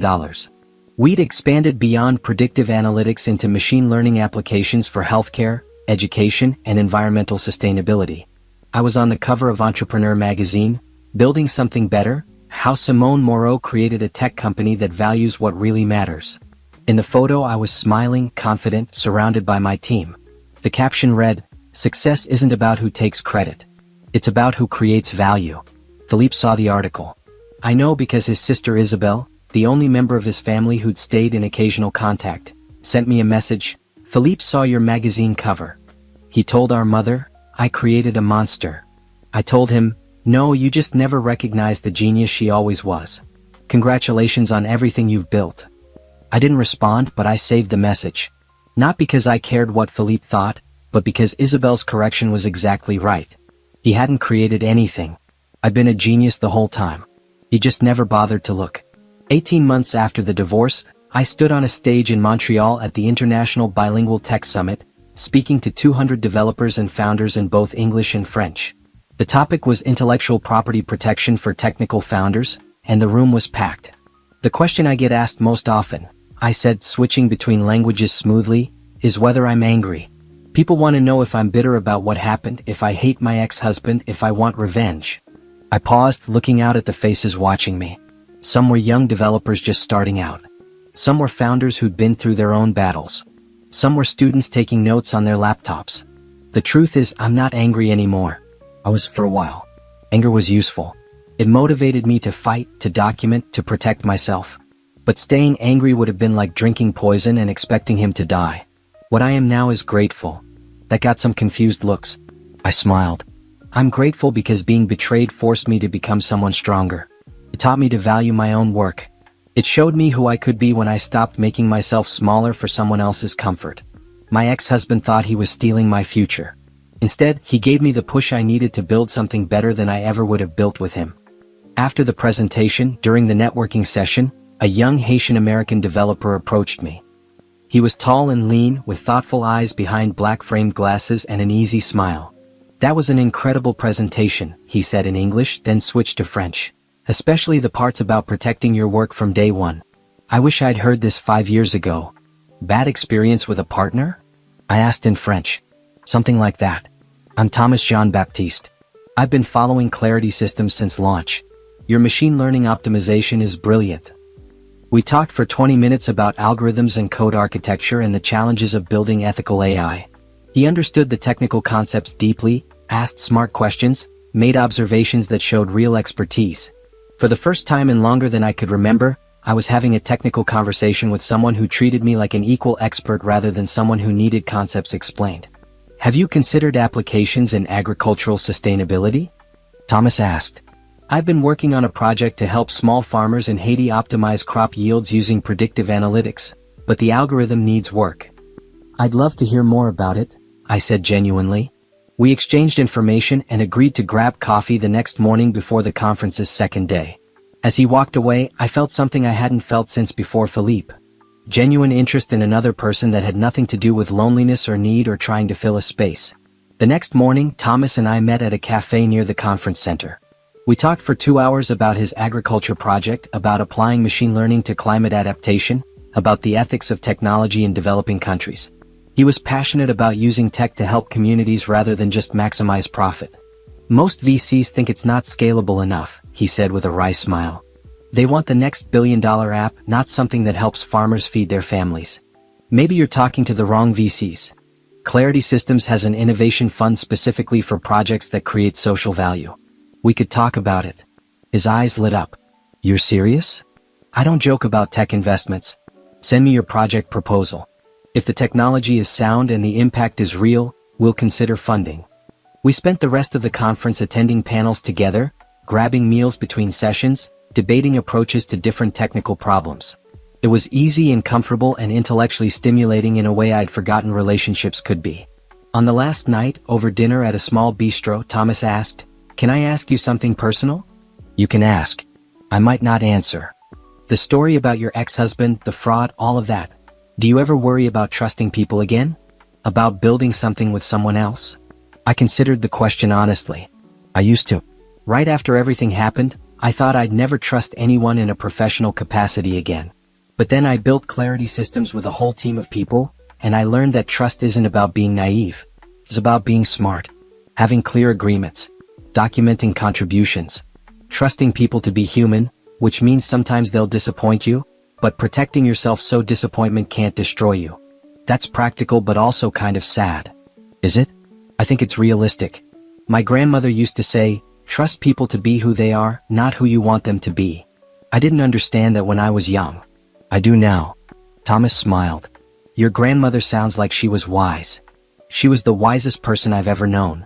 I wish she could have seen what I built. She would have been proud. I think she'd be incredibly proud. We stayed in touch after the conference. Thomas sent me his project proposal, and it was excellent. Thoughtful, technically sound, with realistic projections and a clear understanding of both the technology and the communities it would serve. Clarity Systems funded it with a 2-year grant. Thomas flew to New York a month later to set up the project infrastructure, and we spent his visit working together during the day and talking late into the night about everything from code to family to dreams. He told me about growing up between Haiti and New Jersey, about learning to code in his father's repair shop, about wanting to use technology to help rather than exploit. You remind me of why I got into tech in the first place, I told him one evening. It's easy to get caught up in valuations and exits and forget that technology should serve people. You haven't forgotten. Look at what you've built at Clarity Systems. The healthcare applications, the education programs, the environmental monitoring. That's all serving people. I had to lose everything to remember what mattered. Maybe. Or maybe you always knew and you just needed the freedom to act on it. We started a collaboration on his agriculture project that turned into a friendship that turned into something more. It was slow and careful and nothing like the whirlwind with Philippe. Thomas respected my boundaries, understood my caution, never pushed for more than I was ready to give. 6 months after Montreal, during a video call about project updates, he asked, "Would you consider letting me take you to dinner? Not a work dinner. A date." I smiled. I'd consider it. But I need you to know that I'm not looking for a partner. I'm not looking to build a company with someone or merge my life with someone else's life. I'm happy with what I've built alone. I'm not asking you to build something with me. I'm asking if you'd like to have dinner. That's it. No expectations beyond that. So we had dinner. Then another. Then more. Thomas was patient and kind and never tried to be anything other than himself. He celebrated my success without trying to attach himself to it. He had his own work, his own passions, his own identity. "This is different," I told him after 3 months of careful dating. "You're different." "Different how?" "You don't need me to be smaller so you can feel bigger. You don't take credit for my ideas or try to speak for me in meetings. You're not threatened by my success." "Why would I be threatened? Your success is inspiring. It makes me want to build better things too." Philippe was threatened. He needed to be the star and I was supposed to be the support crew. Then Philippe was an idiot. Thomas took my hand. "Simone, I like you exactly as you are. Brilliant, successful, careful, strong. I'm not here to change you or use you or diminish you. I'm just here because I enjoy your company." It was the healthiest relationship I'd ever had, built on mutual respect and clear communication rather than grand gestures and dramatic declarations. We didn't talk about marriage or moving in together or merging our lives. We just enjoyed each other's company and built our separate careers while supporting each other's goals. 2 years after the divorce, Clarity Systems was valued at $200 million. We'd expanded to 300 employees across 4 cities. I'd been invited to speak at conferences around the world. I'd been featured in documentaries about women in tech. I'd become exactly the kind of founder I'd always had the potential to be. And I'd done it on my own terms. One evening, working late at the office, I got an unexpected email from Isabelle Moreau. "I thought you'd want to know, Philippe is getting married. To a woman from Lyon who works in his father's company. He seems happy, or at least resigned to a different life than he planned. I hope you're well. You deserve every success you've achieved." I read it once and deleted it. Philippe's happiness or unhappiness wasn't my concern anymore. He was a chapter in my history, not a part of my present. I looked around my office in my company built with my work and my vision. On the wall were framed photos. Me giving the keynote at Tech Forward, the Clarity Systems team at our launch party, the magazine covers, the awards. There was also one small photo I kept on my desk. Me and Grammy taken the summer before she died, both of us laughing at something I couldn't remember now. She was holding a book of French poetry, and I was holding a notebook filled with early code experiments. "I did it, Grammy," I whispered to the photo. "I built something that matters. I became someone who matters. Just like you taught me." My phone buzzed. Thomas, texting from a conference in Port-au-Prince. Just demoed the agriculture app to a room full of farmers. They loved it. 16 communities want to pilot the program. This is going to work. Thank you for believing in it. I texted back, "Thank you for building something worth believing in." Then I returned to my work, building the next version of technology that would help thousands of businesses operate more efficiently, more ethically, more successfully. Building something that was entirely mine, that no one could take credit for, that represented everything I'd learned about protecting your work and knowing your worth. I wasn't looking for revenge anymore. I wasn't looking backward at all.